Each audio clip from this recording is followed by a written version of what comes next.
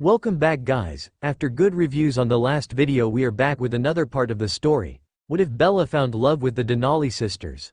So don't forget to like and subscribe our channel for more such videos. BPOV. Hello Cullens. I look around the first floor living room that I used to spend so much of my time in, full of the people I used to know. Esme and Carlisle are stood closest to the door looking at me with bright hopeful smiles on their faces. Alice is bouncing on her feet with a loopy grin and is stood between an excited Emmett and a solemn Jasper. Next, I spot Rosalie sat on the steps leading up to the second floor with worry in her eyes, while also not being able to completely meet mine. I guess she's worried about my thoughts on her mating to my baby girl. And last but certainly not least, Edward Cullen is stood off to the side, leaning against the wall with his possessive beady eyes staring a hole into the side of my head. Bella. I'm so happy you decided to come see us. Esme gushes with a bright smile on her face. Well, you didn't give me much of a choice, did you? I scoff. Carlisle frowns at me and steps closer to Esme. Bella, we're just trying to get to the bottom of all this, we're family. I bark out a laugh and look at him like he's lost his mind. Are you joking? I've not seen or heard from any of you in nearly 90 years. How could you possibly think we're family? We know now that we all made a mistake leaving Bella, but we all thought we were doing the right thing. We had to follow Edward's wishes. Alice says, looking at me with puppy dog eyes. That's horseshit. If you all really thought of me as family, there's no way you'd leave me without even a goodbye. Just like Edward wouldn't be able to leave me if I was really his mate.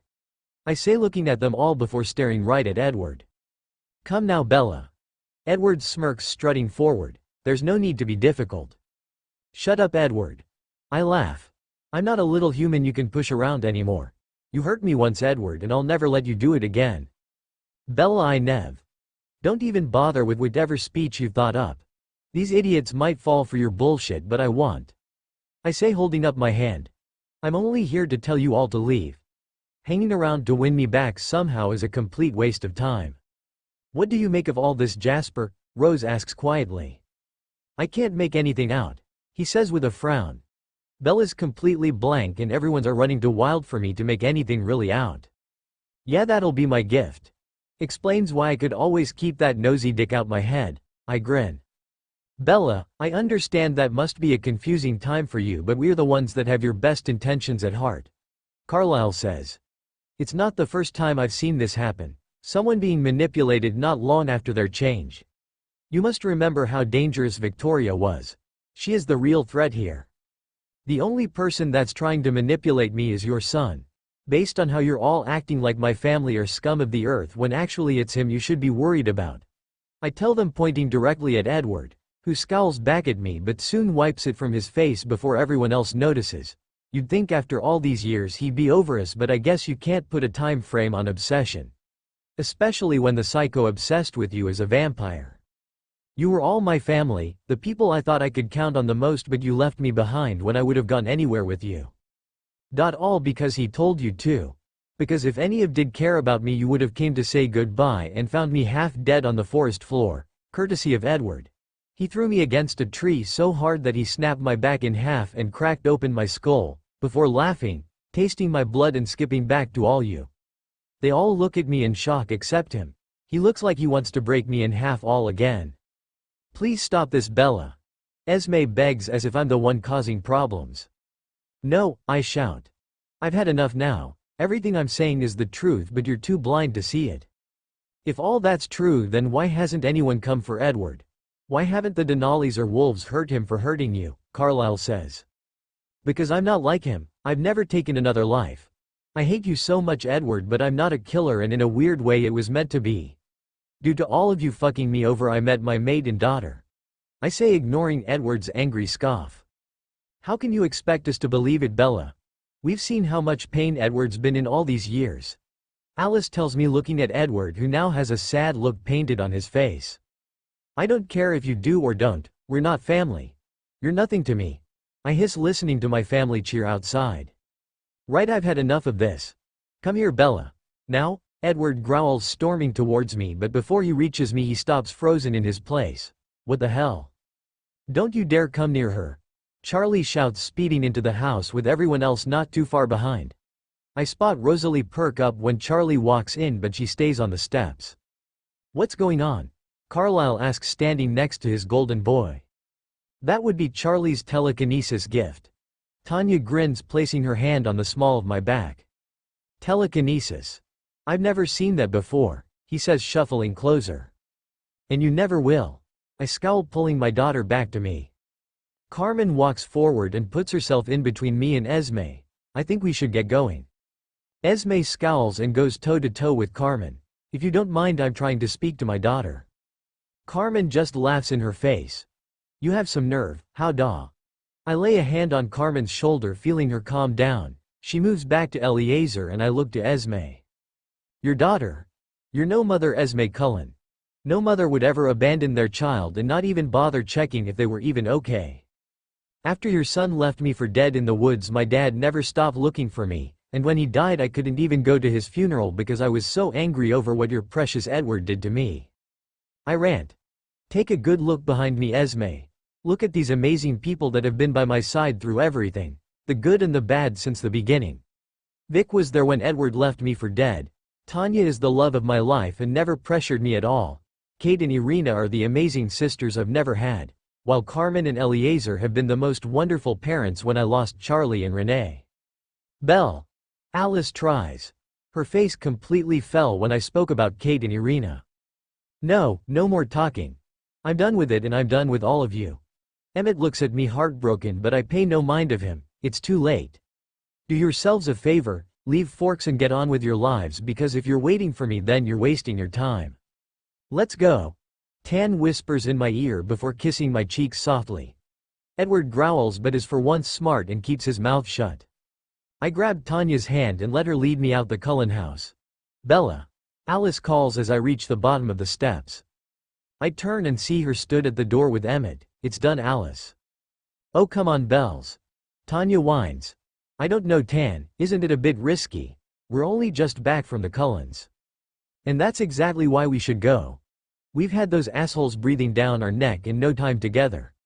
Not that I don't love our family, Bells, but I wouldn't mind a little alone time with my girl, she says with a pout. What if they try something? I don't really want to leave Charlie, I tell her. I hear Charlie scoff from her spot on the couch with Seth and Jacob. As if anything's going to happen to me. I've got my own little army on this res, she laughs. See, everything will be fine. Come on, come on, she begs. Fine. I shout, covering her mouth with my hand. But only for the night. I feel Tan smirk under my hand before she gives it a lick. I'll make it worth your while, gorgeous, she winks. Oh my God, please just go. Charlie shouts from the couch while burying her head in a laughing Jake's shoulder and fake gagging. Right, say your goodbyes, we're off in 5. Tanya grins before heading off to sort out the car. Are we not running? It's not like we have any bags. Most of our stuff is still in Alaska. But I done my hair this morning, Bells, she whines. I roll my eyes and she twirls her golden hair. Come on, Tan, we'll save hours. We can get there before dark and watch the sunset from our room. Fine, let's go. We say our goodbyes and I make Charlie promise to call if anything happens. Even the slightest cough from the Cullens and I'll get a phone call from them. They had to push me out of the door in the end. Home sweet home. Tanya sighs, closing the door behind us. Yeah, I've got to admit I feel better already. I smile, leaning against Tanya and feeling the tension of the day leave my shoulders. Of course I love my family with all my heart, but there's nothing like spending one-on-one time with your maid, and when I'm with Tan I feel like the luckiest woman on earth. Good, she says, gently kissing my cheek. How about you get yourself sorted and I'll go run us a bath? That sounds perfect. I give her a soft kiss before we both head up to our room so I can strip off while Tan heads into the ensuite to set up the bath. I throw my clothes into the washing basket and put my hair into a tight bun. I enter the bathroom just to see my beautiful mate step into the bath. Come on then, gorgeous. She grins, holding her hand out. I grasp onto it and step into the hot bubble bath before sitting down between her legs. I rest back against her chest and rest my head against her shoulder as she wraps her arms around my waist. What's on your mind? Tanya whispers against my cheek after a few moments of silence. What do you mean? Well, usually when you've got my sexy naked body pressed up against you, we're not sat in silence, more screaming, she says before nipping my ear. I'm sorry, my mind's going a mile a minute. Yeah, I can tell, so what's up? I sigh and melt into Tan's arms as she runs her hands along my body. I can't shake the feeling that something bad's going to happen. Ever since that family arrived back in town, I've not been able to properly relax. I just wish they would leave Tan. I feel Tanya hold onto my tighter and rest her chin against my shoulder. I can't even imagine how horrible it must be to see all of them again, let alone have them basically call you a liar over what Edward did to you. But I promise you that you don't need to be scared or worried about what's going to happen. I will never let anything or anyone hurt you or our family. I know you wouldn't, I say, turning my head and capturing her soft lips. She grips onto the back of my neck and holds our faces inches apart. I love you so much, Bella Swan. I love you too, Tanya Denali. I smiled, gently stroking her cheek before slamming our lips back together. How about we move this to our super king-size bed? She mumbles against my lips. Sounds perfect. I tell her before letting out a laugh when she lifts me into her arms, carries me to our room and throws me onto the bed. Time to take your mind off the Cullens, she growls before pouncing on me. Tan Pav. Come out. Come out wherever you are. I sing as I walk through the snowy forest. Yesterday when Bella and I arrived at our home in Alaska, we didn't leave our bed for the whole day, which I didn't mind in the slightest, but now we've both managed to drag ourselves from the comfy bed to go for a hunt. After we both filled our stomachs on a couple deer, Bella asks if I fancy a game of chase. She always get excited after a feed. The rules are pretty simple. Your mate hides somewhere in the forest and I've got to catch her. The only thing I can't do is use my nose to sniff her out, because that will be game over after a second. And we both enjoy the chase too much for that to happen. I know you're close, Bella. I can feel it. I whisper into the wind. Mayib. I hear echoed round the forest, but I'm not able to pinpoint her position. She's been doing this for about 40 minutes, just toying with me. You are going to get it when I find you, I huff. Yes, please. Bella whispers in my ear. I spin around and see Bella 10 feet away, leaning against a tree with a smirk on her face. How the fuck do you do that? I ask, but all I get is a wider smirk. I never hear you. It's just a talent, baby doll. She winks. Well, Belly, you've made a mistake in showing yourself to me, because we both know I'm the fastest in this relationship. Come and get me, sexy. She blows me a kiss before disappearing into the snowy forest. I quickly head after Bella and it only takes me a few seconds to catch up to her. I reach my hand out and pinch Bella's peachy ass. Hey! She squeals, pushing my hand off her and running faster. You can't outrun my darlin'.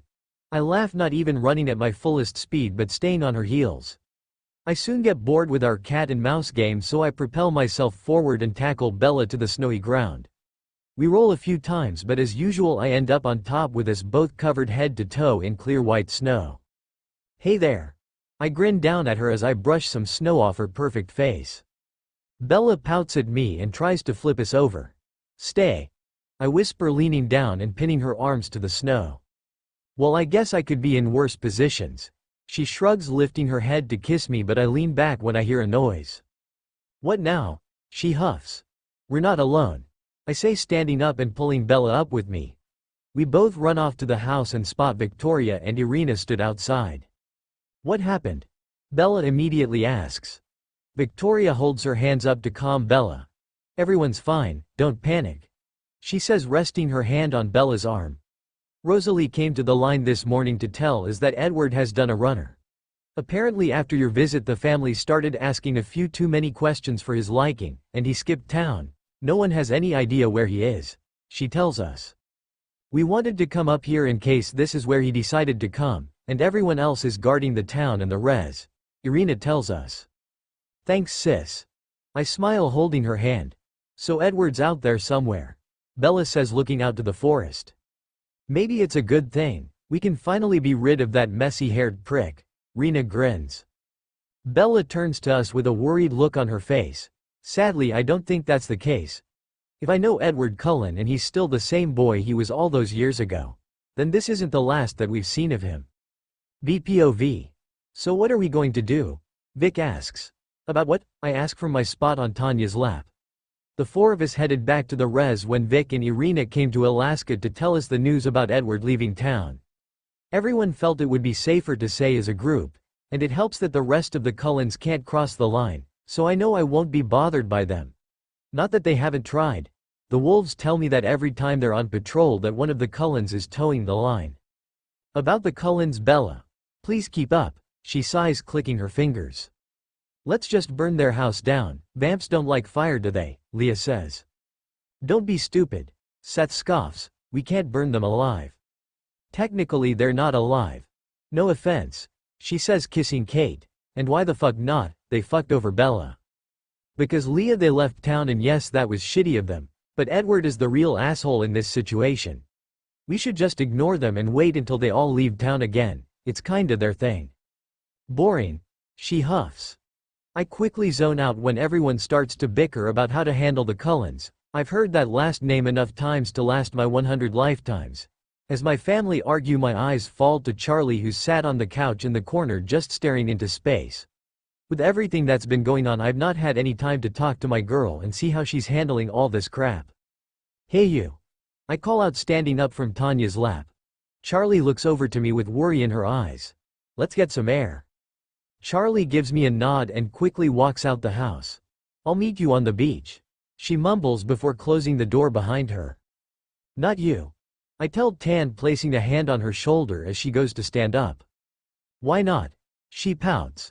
Because I need to talk to her about a certain blonde Cullen, and she need to talk openly about her feelings without you going all mama bear over her and Rosalie mating. Tan huffs but nods in understanding. I lean down and kiss her before heading after Charlie. I make my way down to the beach and spot Charlie sat on top of a large rock looking out to sea. I hop up next to her and we both just sit in silence for a couple minutes, but I can see the wheels turning in her head. You can talk to me, you know. I get that this feels like you're all on your own, but I've been exactly where you are, Charlie. I know, she mumbles. I just don't know what to think. And that's okay, but what are you feeling? I want to hate her. I want to hate her so badly. And I am angry at everything that happened to you and how she was involved. She sighs with an angry frown coming over her face.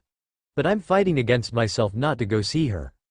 I get it. I understand exactly what you're going through. Did I ever tell you about when I met your mom? I ask. No, I met her at a bar one night with your Auntie Vic. Back then I was still against being around other people, but persuaded me to go out and have a good night. And I was having a good night. We both met a couple of nice girls that seemed pretty interested. I wink, causing her to fake a gag. But before the night could continue, your Auntie Kate and Irina walked in. I started to panic, so we slipped out the back door hoping to avoid them. But you know Kate, that girl is like a dog with a bone. They both cut us off at the end of the alley, and as soon as Vic looked at Irina, she was hooked. Charlie's now turned to me, giving me her full attention. So, Auntie Vic felt it instantly. Well, that is how it works when you meet your mate. Was it like that when you met Mom? She asks. Kinda. When Rena and Vic mated, they invited us to their house. I tried to get out of that little gathering, but Kate wouldn't let me. Then as soon as we got there, your mom opened the door and we locked eyes, and that was it. I tried to fight against it, but in the end, you can't deny your mate. There's no way to stop it. You shouldn't think like that, Charlie. I was against being with her and our mating bond, but everything happens for a reason, kid. We were meant to be. Just like I was meant to meet Edward and the Cullens. He was supposed to hurt and betray me so that Vic could find and turn me into a vampire, so that I could meet your mom. So that when I finally accepted the mating bond with your mom, we were both on that road in Forks to find you only days old. Tears gather in her eyes, so I hold her hands tightly in mine. It seems that everything happens for a reason, Charlie, and if that's the case, then you were supposed to meet Rosalie. But, I hold up my hand to cut her off. Now I'm not saying that she's a perfect woman, but you could have gotten a worse mate, darling. If you want Rosalie to be a part of your life, then you have complete support. I don't want you making any decisions based on me, or your mother. I just don't want to hurt you, she whispers. You could never hurt me, sweetheart. We're all so proud of you, Charlotte. We'd never stand in the way of your happiness. And Rosalie really isn't a bad person. She's actually the best of them all. We were never close when they left, so she really had no reason to stick around. But she's still one of them. So was your mom at one point.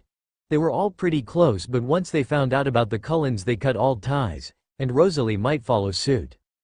Charlie looks up at me with an unsure smile tugging at her lips. You think I should give her a chance? I think talking to her might do you some good. You can get everything you feel out there in the open. Okay. She nods. Just take it one day at a time, baby girl, there's no rush. I think I'll do it today. I'm just so sick of everyone arguing in there, it seems to be never ending. We both jump down from the rock and start to walk slowly down the beach. There's a few definitely out for blood. I nod. What do you want to do about them? I honestly just want to ignore them. I'm sure they'll soon get bored and realize I'm not worth it again. Obviously if they try anything against my family then I'll rip their heads off, but right now I'm happy ignoring their existence. I grin watching the waves crash against the sand. Ignorance is bliss. Charlie says with a laugh. Exactly. That is until I bring a certain blonde Cullen into your life, she says, coming to a stop. Well, technically she's a Hale. All that last name bullshit is just for show. I wink, showing her I've got no problems with Rosalie. Charlie turns to me with a smile before looking back out to sea. So, it's just a waiting game then? I think so, kid. CPOV. I leave my mum wandering the beach and head into the forest and make my way to the Cullens to speak to Rosalie. I guess my mum knew I had to do this alone because she said she'd cover me with the family. There's no way they'd let the baby of the family go meet their arch enemies. But we both know nothing bad will happen. I can handle myself and there's no way Rosalie would let anything bad happen with me and her family. I come to a stop about 50 feet away from the Cullen mansion and just wait for Rosalie to find me, and hopefully she comes on her own. The last thing I need is them badgering me for information about my mum. I only have to wait a minute before she comes bursting through the tress with a glowing smile on her face. I feel a flutter build in my stomach, but I work hard to keep my face neutral. I can't give her too much right now, not when I don't even know what I want. Hey, hello Rosalie. Sorry for just stopping by. No, you can come by whenever you want, she grins. Can we go somewhere else and talk? I don't really want to. I trail off, pointing to her house. Of course, whatever you want. Rosalie nods, walking forward and gesturing for me to follow. I know a good spot out of hearing range. Okay. I follow her through the thick tress for about 6 miles before I start to hear the sound of crashing water. Rose pushes apart some bushes to reveal a beautiful waterfall. Oh wow. Rose smiles at me and goes to sit on some rocks. I join her and just look out at the stunning view. It's amazing, isn't it? It's become one of my favorite spots. I've been coming to Forks my whole life and I've never seen this. I laugh, shaking my head. Well, you seem to enjoy family time. I spend most of mine rolling my eyes and leaving early, so when I do I look for places to go. This has become a regular spot and nobody ever comes looking for me. She shrugs with a blank face. I feel a stab in my heart at the thought of her being all alone. I can't disappear for 5 minutes without someone coming after me. I'm glad you brought me here. I tell her, hoping to cheer her up. Rosalie turns to me with that bright smile back on her face. Maybe this could be our place. Maybe. I nod. We both sit in silence for a few moments before Rose gets the ball rolling. I've been thinking, and I know this must be impossible for you, but I really think we can be something. How? I ask, turning to her. We're mates, Charlotte. I don't believe we could have if it wasn't possible. If we forgot about all the crap with our families, that it was just me and you. Just focused on us as two people. Do you think we could work out? If we forgot about everything else. Yeah, I'm sure we could. I nod. But it's not just us, is it? No, it's not. She sighs. But we could still work something out. We can have such an amazing future, I know it. I can't be around those people, Rosalie, and I know that must harsh as they're your family, but I just can't do it. You don't have to be. Even I struggle being around them sometimes, hence why I come here so much. But I'm telling you that you don't need to ever see them. They're your family, how could you never see them? I ask. For the past 50 years we've all been moving around the world doing our own thing. Years ago Edward left to live in Spain for 6 years. Alice and Jasper traveled around Asia, and Emmett and I are always jumping from place to place. I personally love Austria. Mainly because of the roads for my cars. My point is that we're not a family joint at the hip. We all come together every now and then, like this year when we all came back to Forks. She explains. I'll do anything to make this work. I fight the smile that's trying to break out onto my face with the way she's looking at me. You'd be okay with that? Not seeing your family that often? Rosalie gives me a nod. Everyone knows that when you meet your mate things change. We're bound to have our own lives and experiences without our families. You're my mate Charlie, not Esme, Carlisle and the rest of them. Well, I never thought Rosalie would say that. I knew that when I came here she'd try and get me to be with here. Maybe saying I can have the week with her while she spends the weekend with the Cullens. But I never thought Rosalie would say she'd pretty much disown her own family for me. I guess that's the power of soulmates, but there is still one more problem. What about Edward? What about him? She frowns. He's gone now. And we all know he won't stay gone, but that's not the point. I believe you, Rosalie says, cutting me off. What? I believe you about what you said Edward did. At first, I know I was hesitant. I've known him for over 100 years and he's never physically hurt anyone to my knowledge, so it was hard for me. I'll admit he's always been a bit odd, wanting things done his way, needing control, and leaving Bella behind did send off alarm bells in my head. Then I met you. Rosalie says, slowly reaching out and resting her hand on mine. I feel the pull of my power to look at Rosalie's past, but I push it down. I won't invade her privacy like that, especially now that I can control it. And I knew the second that him and Bella couldn't have been mates, because there's no way I could ever leave you the way that he left her. I'm so sorry that I didn't believe you. It's okay. I whisper, laying my other hand on top of hers. If you came to me and said one of my family members was a psychopathic killer, I'd have a hard time believing you myself. Thanks, she laughs. I look back to the waterfall and let out a breath before turning to Rose again. If we do this, then we need to go slowly. Even though every instinct in my body is telling me to run away with you, I'm just not ready for that. We can go as slow as you want. She smiles. Maybe just start off with meeting here a couple times a week, I tell her. That sounds perfect. Rosalie nods. Okay then, baby steps. I agree.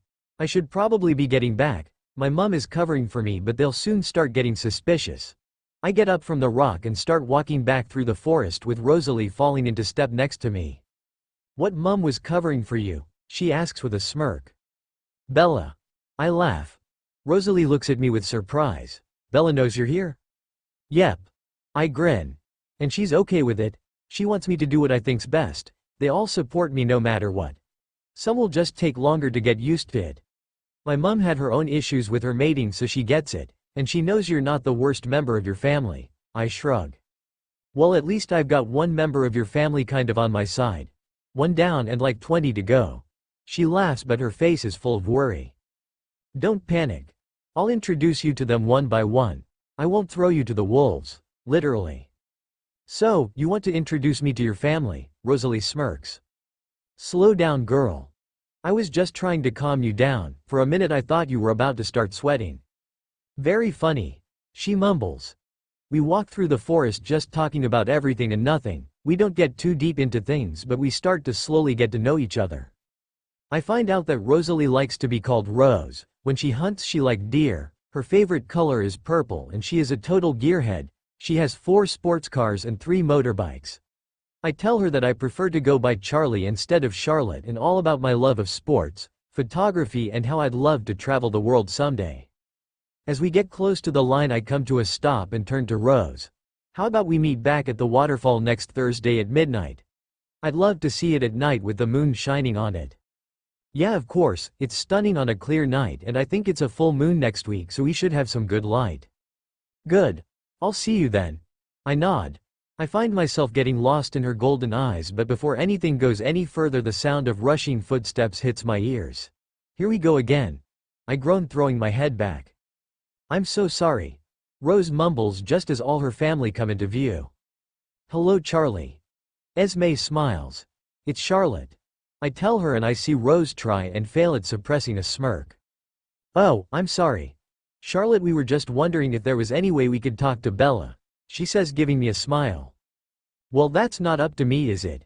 If my mother wants to talk to you, then she will. I'm not getting involved, I tell them firmly. Of course, we understand that, but we're all family now. We just want peace, Carlisle says. You should have thought of that before you abandoned her, chose your psycho son over my mum, and called her a liar. I growl, but soon calm down when Rose rests her hand on my shoulder. Obviously we made some mistakes, but how can we be the baddies for looking out for a family member? Alice scoffs, stepping forward. A family member that killed the girl you claimed to be your sister. I frown.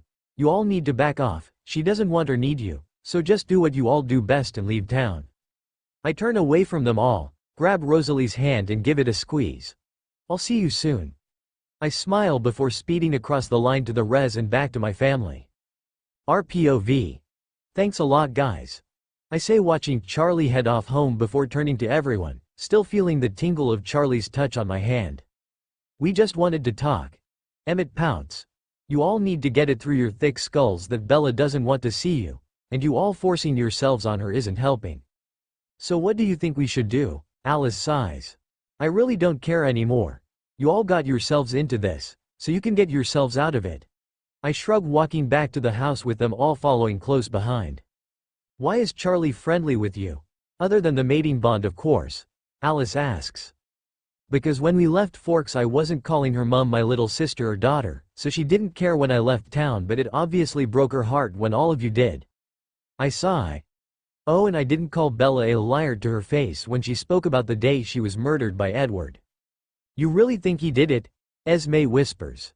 Jesus, open your eyes, Esme. Of course he did it. First he starts his obsession with Bella, like sneaking into her room and following her around town. Then he has no problem leaving her. Even though he claims to be her maid and thinks she has a target on her back with Victoria, he has no contact with her, not even to check up on her for safety reasons. But that... I hold up my hand as Carlisle tries to interrupt.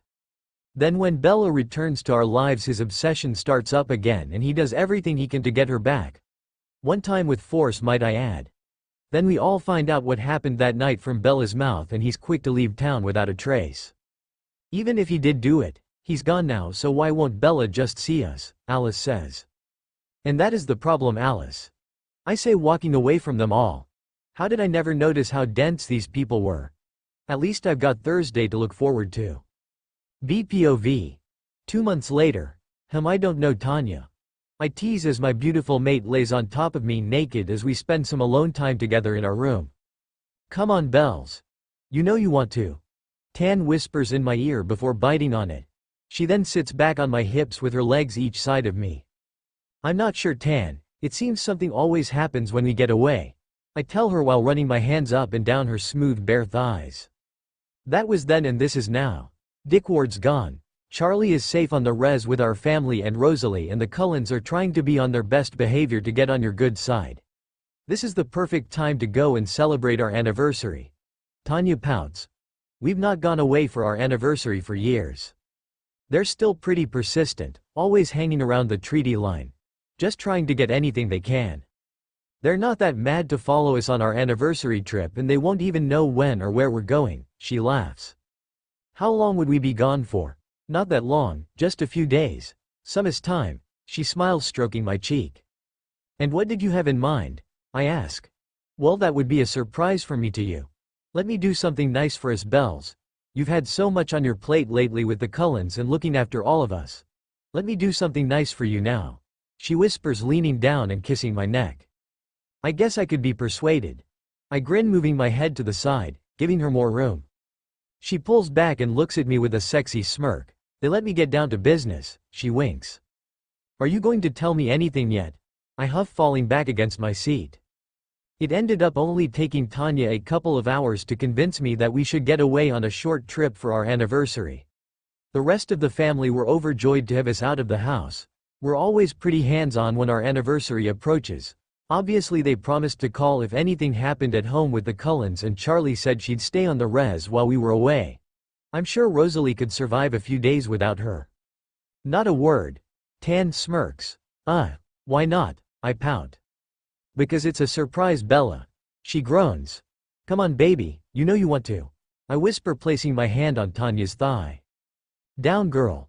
She laughs, grabbing my hand and trying to kiss it, but I pull it back before her lips make contact. No kisses for you. I smirk. Oh, I'll be getting plenty of kisses later, she smirks back. Whatever, wake me up when we get there. I huff, turning my back to her, resting my head on the window and closing my eyes. You don't sleep, Bella. Tanya laughs. Shish. I wave her off and keep my back to her, while ignoring her laughs. Is this really necessary, Tanya? I whine, moving my head up and trying to see under my blindfold. While I was thinking we were going to drive to our anniversary destination, I was very surprised when Tanya pulled up to the airport with a black private jet waiting. We've been on the plane for about 6 hours and a few minutes ago Tan put a thick blindfold over my eyes, telling me I couldn't know anything. For all I know we've been circling for 6 hours and we're going to land back in Washington, but I think that's something Kate would do instead of Tanya. Tanya pushes my head back so I can't see a thing. I just want you to be surprised. Why do you keep fighting me? Because I don't like surprises.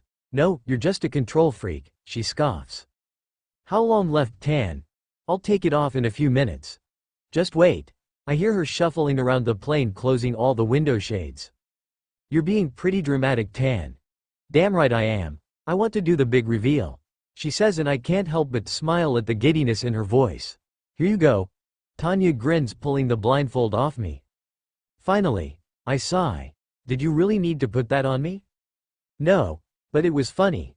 I love how frustrated you get, she says before kissing me on the cheek. Yeah, so can I know yet. As soon as I get the signal, she says loudly towards the cockpit. Whenever you're ready, Miss Denali. I'm flying lower, the pilot calls. Thanks, Peter. The lights on the plane dim down so it's practically pitch black. Open up. Tanya nods towards the shade next to my seat. I narrow my eyes at her and reach for the shade. I lift it up and I'm first met with complete darkness and some cloud. Ooh, nighttime and clouds. Just wait, she says against my jaw as she rests her head on my shoulder. I wait a few moments as the plane tilts to the right and down as we fly through the clouds. Oh my God, Tanya. I gasp as a lit-up Eiffel Tower comes into view. Happy anniversary, beautiful. Tan says, kissing my cheek. Are you surprised? Completely. I've never been to Paris. I grin, bouncing in my chair. I know. Vic told me that when you traveled around Europe you kept to secluded areas because you were still pretty frigid in big crowds, Tanya teases. Very funny. I say, elbowing her in the ribs. I can't wait to show it to you. Paris in December is incredible. The sun goes down at 5 o'clock, then it's just darkness and bright lights. Also, the weather forecast is showing snow while we're here, so we won't have the weather as an excuse to stay in bed all day. Since when did we need an excuse? I scoff. True. I turn myself away from the gorgeous view outside the window and towards Tanya, who looking at me with a big proud grin on her face. I can't believe you did this. I whisper, cupping her face and bringing our lips together for a soft kiss. How the hell did I get so lucky in finding you? I'm the lucky one. I love you so much, Bella, she says, bringing our lips together. I break the kiss and just rest our heads together. I love you too. Tanya quickly gets us off the plane when I promise her a big thank you present when we get to the hotel. I rest my head against Tan's shoulder as we drive through the beautiful streets of Paris, and quickly understand why so many people talk about it and come here for visits. It's absolutely stunning. After being here for less than an hour I already know this will be a regular place for us to visit. Our car pulls up to a pretty swanky hotel and we're ushered straight to the desk to check in. I'm guessing Tan's already called ahead for some special treatment, with a few promises of some very large tips. And here we are. She grins, opening our room door for me. Tan. This is incredible. I whisper, looking around the suite Tanya's booked, that has an amazing view of the lit-up Eiffel Tower. She wraps her arms around my waist and kisses my neck. Only the best for my girl. I turn in her arms and kiss her softly before pushing her down onto the king-size bed in the middle of the room. Well, I guess I'd better thank you for spoiling me, I say, climbing on top of her and pinning her arms above her head when tries to wrap her arms around my waist. Bella. She pouts. I quickly peck her lips. Nope, you had control for the past couple days in arranging this whole trip. Now it's my turn. I grin, ripping Tanya's shirt from her body. Do we have to leave? I groan as Tanya kisses along my bare stomach. The past 2 days, I'll admit, have been spent meanly in our hotel room with the do not disturb sign on the door, but when we did venture out I loved it almost as much. Paris is such a beautiful city, full of so much love and culture. It actually made me kind of miss being a human with all the amazing restaurants and cafes. Tan looks up me in surprise but lets out a small laugh, then goes back to place his kisses further down my body. It wasn't long ago that I had to practically twist your arm to get you out here, she mumbles against my skin. Well, that was before I had you all to myself in a huge luxurious room, away from all that bullshit drama in Forks. I moan as she begins to bite my hip bones. We could stay a bit longer. she says, licking her way down to my open thighs. Good, you smell so good, Bells. You're honestly the sexiest woman I've ever seen, you drive me wild. Then dive right in. I grow, gripping onto her head and pulling her closer to my dripping center. As you wish. I can't help the groan that leaves me when Tan puts her skillful tongue to good use. She slowly starts to lick my folds, soon becoming more forceful with each one, most likely due to how hard I'm grinding against her. Yes, baby. I whimper as she makes contact with my clit. Keep going. I gasp, arching up from the bed, but Tan soon holds them down firmly. She pulls back from me and rubs her hands along my thighs. What do you want, Bells? Inside, Tan. Please go inside. Anything for you. Tanya places her mouth back on me and soon add two of her long, skillful fingers to the mix, making me buck and moan loudly. Faster, Tan. Please just take me. Still so tight, Belle. Tanya moans along with me while drilling her fingers inside of me. Just like that. I push against her everything she enters me, making her go even deeper. That's it, Bells, make yourself come all over me. She growls, sinking her teeth into my thigh. Oh fuck. Come her, Tan. Come her. I groan, pulling on her hair. She gives me one last strong stroke with her tongue before moving her way up my body. What, baby? I want to feel you on top of me when I come. I say before attaching our lips. Tanya moves her body further onto mine as I grip her back hard, pulling her perfect body against mine. It never takes her long to push me over the edge. This woman knows my body inside out. Come for me, beautiful. She growls against my cheek. Oh fuck, Tanya. I scream as she thrusts her fingers deeply inside of me, causing my body to spasm wildly against her. Good girl. She says, moving slowly inside me as I come down from one of the best orgasms of these couple days. Jesus, Tanya, I just saw stars. I giggle as she rubs her face against my neck. You always make me feel so good. And I always will, you're all mine, Bella. I reach for her chin and bring our lips together.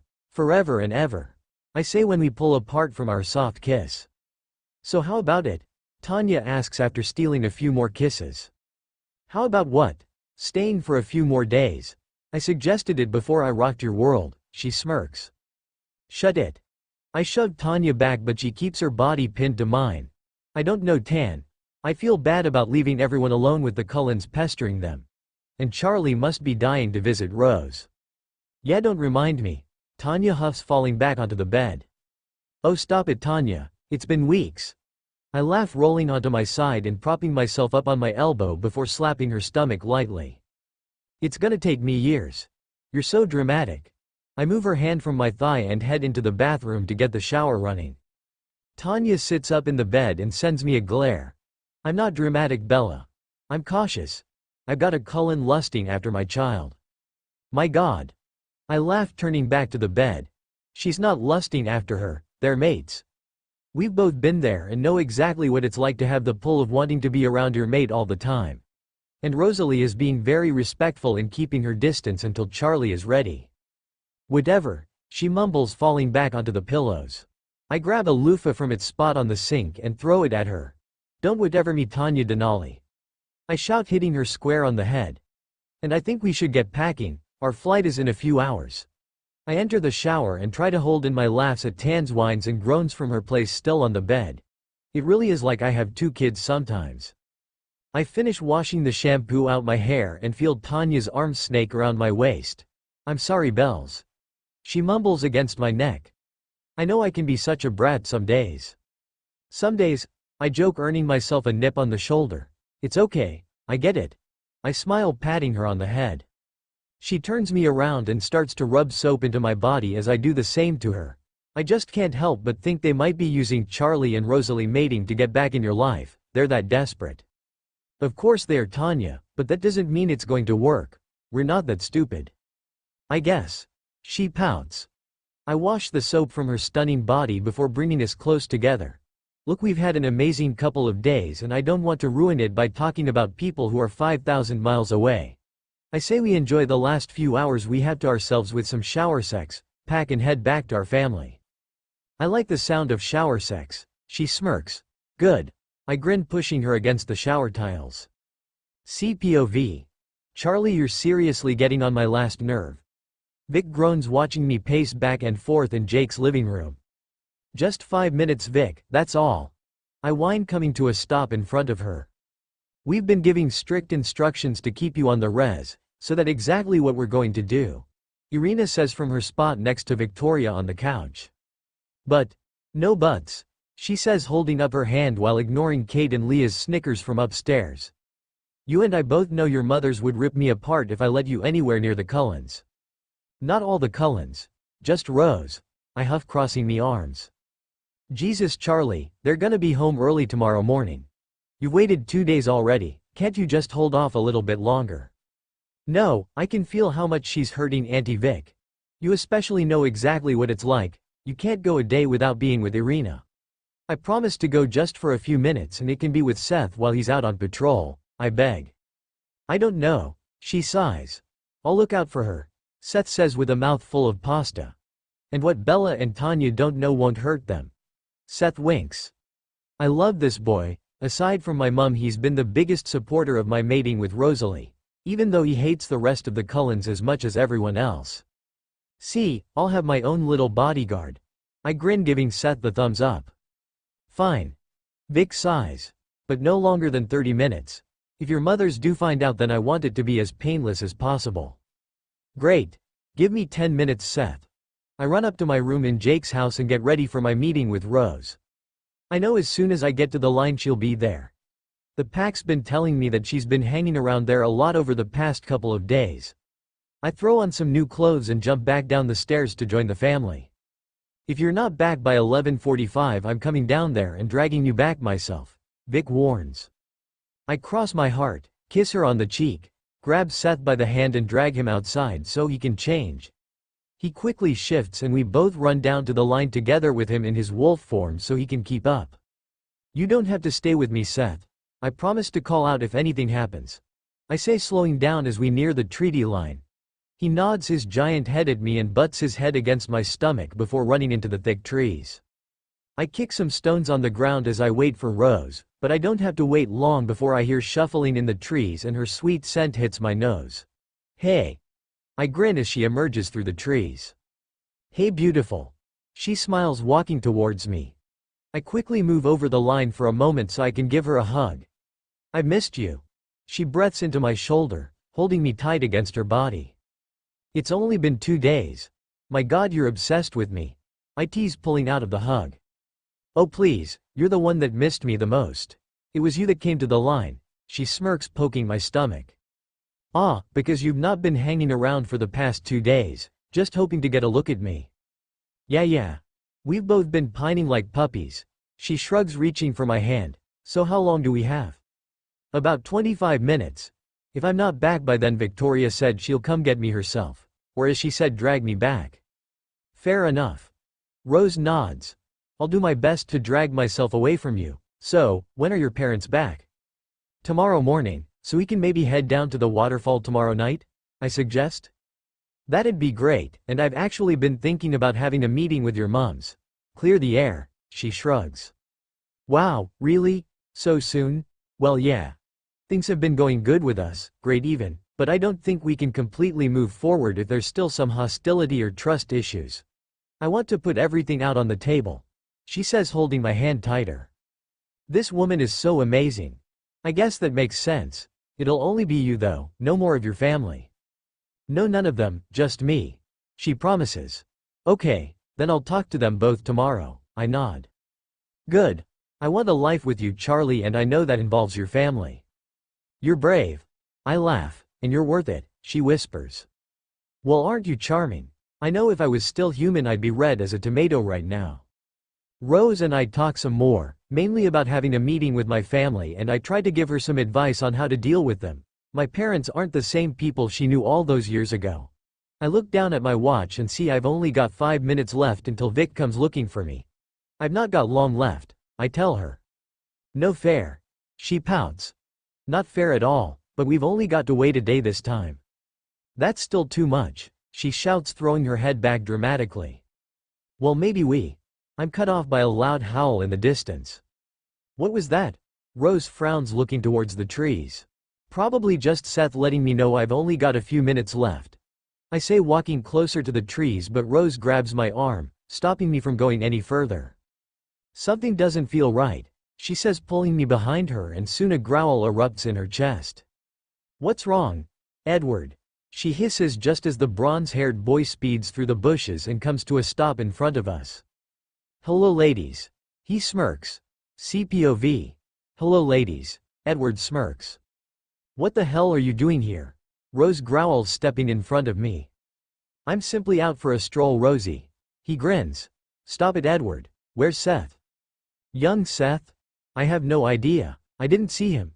All I want to do is visit my loved ones. I look towards the trees to see any sign of Seth, but there's nothing. Maybe he ran back to the res to get help. Bullshit. What are you really doing back in Forks? No one wants you here, I say, walking past Rosalie. Charlotte. She whispers, but I ignore her and keep my focus on Edward. I'm here to see my mate, he says, raising his chin in defiance. Who's that? I grin. Edward narrows his eyes and takes a step forward. Don't play games with me, Charlotte. Where is Bella? Oh, my mom. I say, bumping my head. I'm sorry I got confused when you said your mate, because you know, she's not. My God, I'd love to rip out his throat. I'm not going over this again. Where is she? Still on the res with those mutts. Edward says, looking over the line towards the reservation. There's no way he'd be that stupid. No, she's away on a trip with her actual mate. It's their anniversary. Edward clenches his jaw and takes a deep breath. And when will she be back? He hisses. Next week or longer. They get pretty carried away when they're together. I shrug. You little bitch. He growls, stomping forward. Edward moves towards me, but Rose shoves me away from him and over the treaty line before I can use my power to stop him. Get the fuck back, Edward, she growls. Keep out of it. You threaten my mate like that again and I'll rip your head off, she says, glaring him down. He stares back at her for a few moments before lowering his head and nodding. My apologies, Rose. I'd react the same if someone spoke that way about my Bella.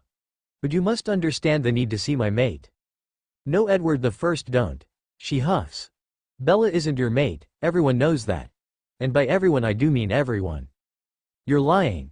He sneers, but I can see the uncertainty in his eyes.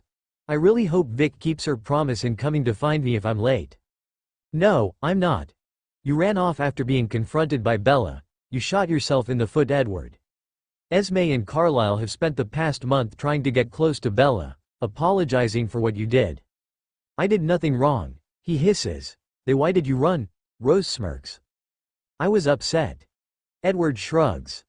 I just found my mate after so many years of thinking she was dead, and instead of being able to take her into my arms, I find out my beloved cousin has manipulated her mind and is now taking advantage of her in the most disgusting way.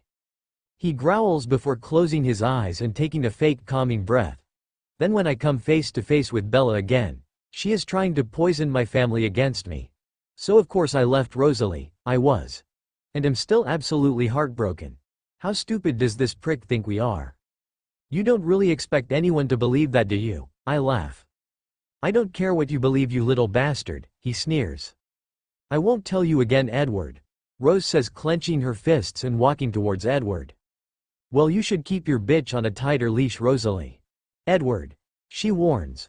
Well, you better shut her up, or I will, he smirks. No, Rose. I shout as she speeds towards Edward and throws him up against the tree. I raise my hand and pull the two snarling vampires apart. They both look at me angrily, but her face soon softens when she sees how pissed I look. Will you be good? I ask, getting a timid nod in response. I'm sorry, Charlie. She mumbles. It's okay. Let me go, you little bitch, he growls.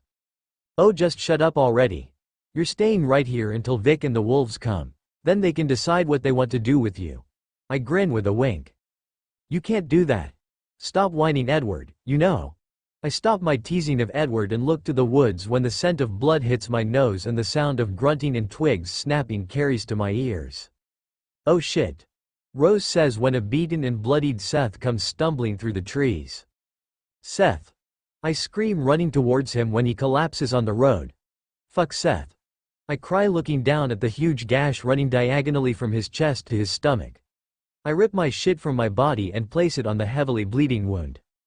With my focus on stopping Seth from bleeding out, I completely forget about keeping Edward under my power, until I hear Rose cry out. I turn and see Edward and Rosalie fighting on the road, with Edward on top of her, pounding away at her face. I raise my hand and throw Edward off Rose and smashing against a large tree. Charlie! Vic screams, running down the road as I turn my attention back to Seth and using both hands to keep pressure on his chest. Took you long enough, I say as Vic, Irina and Kate come into view with the wolves not far behind. He won't stop bleeding, I tell her. Edward! Irina growls as he pulls himself up from the floor. Tell Bella I'll be seeing her soon, she will be mine. He smirks before speeding into the forest with Irina and Kate following after him. What the hell happened? Vic asks as the wolves circle around us. Everything was fine, Rose and I were talking, and just as I was planning to leave, Edward appeared asking about Mum. We told him why they were gone and he got pretty pissed and started fighting with Rose. Then I had him under my control, but Seth came stumbling out hurt and bleeding, so I lost my concentration and he got free. Then you all came. We need to get him back to the res, she says, tying my shirt to Seth's injury. We lost him, Irina growls, coming out of the forest with Kate. That little fucker always was fast, Kate says, punching a tree. Charlie! Rose says, getting my attention. I turn and see her stood with her hands up while a couple of the wolves growl at her. Back off, guys. She helped keep Edward away. I tell them. They give one last growl before going over to Seth. I'm so sorry, she says. It's not your fault, but you should go tell your family what happened. He might circle back and go to them. Rose nods before looking off to where Edward ran. You're right, I wouldn't put it past him. My parents are home tomorrow and are going to flip when they find out, but I'll be at the waterfall tomorrow at midnight, I whisper. Will they let you? I'll be there, I promise. Okay. Rose smiles, reaching for my hand and pulling me into my arms. I'll see you soon, she whispers against my ear. Let's go, Charlie. Kate calls. I break contact with Rosalie and watch her run down the road before turning to my family. Most of them have gone already with Seth, but Kate and Irina have stuck back with me. Come on, kid. Kate wraps her arm around my shoulder as the three of us walk down the road. They're going to kill me, I groan. Who? Irina asks. My mums. They're going to lose their shit. Oh yeah. You're dead meat. Kate nods as we all pick up speed and start running back to the res. We all are. Irina sighs. BPOV. We should go back. I tell Tanya as we drive back from the airport and towards the res. I can't wait to see our girl. Go back where? Tan asks. To Paris. I smile. We just got home, Bells, she laughs. When all this crap is over, we all need to go back as a family. Charlie would love it there, she'd probably take thousands of photos. I think about Charlie running around Paris with a big grin on her face and her camera pointed at anything and everything. Yeah. We should get that planned. I nod, looking back out the window. I'll get on that. Tan tells me. But first things first, she says, pointing to the "Welcome to Forks" sign. Home sweet home. I grin as Tanya steps on the gas. We make it home in under 15 minutes, with Tanya most likely breaking every single speeding law to get here. We enter the res and I feel such a calmness wash over me at being home. Tan quickly parks up and I hop out the car and practically skip towards Jake's house, where I can smell most of my family inside. Honey, I'm home. I sing as I swing open the door and head into the crowded living room. Hey Mom. Charlie smiles, walking towards me. Hi baby girl. I pull her into my arms and grip onto her. I've missed you so much. Me too. She mumbles into my shoulder. I let her go so that she can hug Tanya, and turn my attention to the rest of my family. I open my arms to my family, but no one comes towards me. What's up with all of you? I ask when they all avoid looking at me. Nothing, Kate says, shaking her head. Kate, Irina hisses. What's going on, Kate? Tanya asks, coming to stand next to me. Well, something kinda happened when you were away, she mumbles, looking at her feet. Go on. Tanya pushes, but they all stay tight-lipped. Someone better start talking soon, I warn. Kate looks up with worry in her eyes and steps forward with a sheepish look. Well, what happened was, yesterday while you were away in Paris on your anniversary, she stutters. Just get on with it, Kate. I huff. Charlie wanted to go see Rose Sow go for a few minutes and then Edward arrived back and attacked Seth. Kate rushes out before backing away and hiding behind Leah. "You what?" Tanya screeches, spinning round to face Charlie. "Charlie!" I scream along with her. "How was I supposed to know he would show up?" Charlie says, holding her hand up in surrender. "You weren't even meant to leave the reservation, Charlotte. You promised us," I groan. "Ooh, Charlotte. You're in trouble," Leah laughs. "Oh my God, Leah, is Seth okay?" I ask, completely forgetting about Edward hurting Seth. "He's good, had a pretty big gash on his chest but that's almost healed now," she shrugs. "Thank God." Tan sighs. "I can't smell him so I guess he's resting back at Leah's. I'll visit him once I'm done with my daughter." "Alright, good, so back to you. What the hell were you thinking?" I yell, turning back to my daughter. "How could you be so stupid? You could have been seriously hurt by that psycho." "I was thinking about my mate being in distress," she says with anger laced in her voice. "Stop being so dramatic." Tanya scoff. In her defense, she was going mad bells, and it was only for 20 minutes, Vic pipes up. "Oh, you keep quiet, we'll have a chat later," I say, causing her to avert her eyes and nod. Charlie huffs and walks away from us both. I'm not. I could feel her pain, we had to see each other. Charlie. "No, Mom. I have a right to see my mate without everyone's permission, and just think if I wasn't there then Seth might have been worse. What is it you say? Everything happens for a reason." She grins at me. "We're not saying you need our permission, kid, but you can't put yourself at risk with Edward still out there." Tan tries to reason. "I'm not some delicate flower and I can definitely keep that prick Edward away from me." I guess she does have a point. Eliezer says she could become so much more powerful when she focuses correctly. "You still need to be careful. He might have had help last night, Charlie, and we both know you've not channeled your powers enough to hold back two people at once yet." "Well, he didn't, there's no point in talking about what ifs." She whines, going to sit on the couch next to Vic and pulling her arm around her shoulder. "She won't protect you." I point at them both. "I don't need protecting," Charlie mumbles. "Okay. How about we put this conversation on hold and the three of you can talk about it privately," Carmen says, walking over to us. "Right now we have a bigger issue than Charlie wanting to see her mate." She's right, girls. When Victoria and the girls went after Charlie, Edward was still there and before he left he promised to come back, Eliezer says. "What did he say?" Tan growls, wrapping her arms around my waist. "He said, tell Bella I'll be back and she will be mine." Irina fake gags. "And we're taking him seriously?" I ask. "The Cullens think we should," Carmen nods. "The Cullens? We're talking with the Cullens now?" Tan scoffs. "No, but every time someone is on patrol the Cullens are there shouting about how they need to talk about Edward, and how we'll need their help." Kate laughs. "I personally don't think we need them to take down that little shithead." I agree, what can he do against us? This is obviously just another way for them to try and get at Bella. Tanya says, and I nod in agreement. "You're all right, but I do think we need to be on the lookout for Edward. Maybe now on patrols we should partner up a wolf with a vampire," I tell them. "Sounds good." Leah nods. "Well then, now that's sorted. Up you," Tanya says, grabbing Charlie's hand and pulling her outside. "Here we go," I mumble, following them both. CPOV. 1 month later. "What do you miss most about being human?" I ask Rose as we lay at our usual spot near Out Waterfall. I cuddle up further into Rose's chest as she links our hands on her stomach. "In my early days I was a social butterfly, always out with my friends dancing and going to the movies, but now I feel kind of stuck with my family." "I'll take you dancing." I grin, lifting my head off her chest. "We can head down to Seattle, we can head down on a rainy, gloomy day." "You sure you parents will allow that?" She winks. "Shut up. After the situation a few months ago everyone's been a bit touchy about me leaving the reservation with Edward still out there. We went back and forth for hours about the safety of me leaving, but I managed to convince them both that they were being a tad over the top. And if anything did happen I would be able to defend myself, and there's no way Rose would let him anywhere near me." "What about you?" Rose asks, pulling me from my thoughts. What do you miss the most about being human?"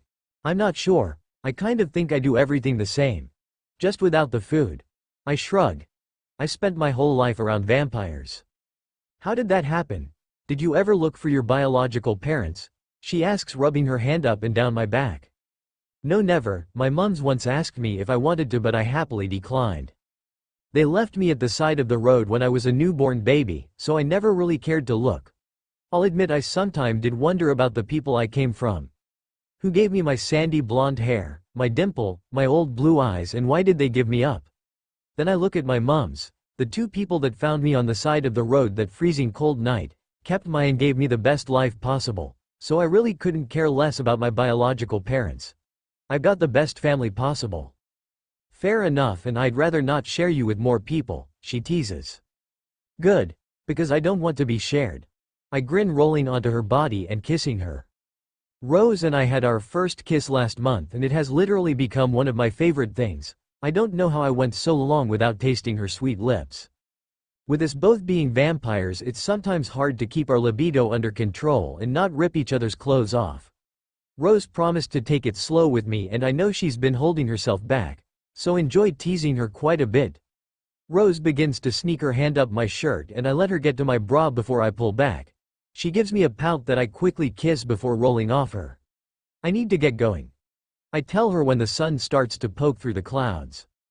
Already, she whines. They said sunrise. We've been here 5 hours. Only 5. Rose mumbles. You know I need to be there. I know.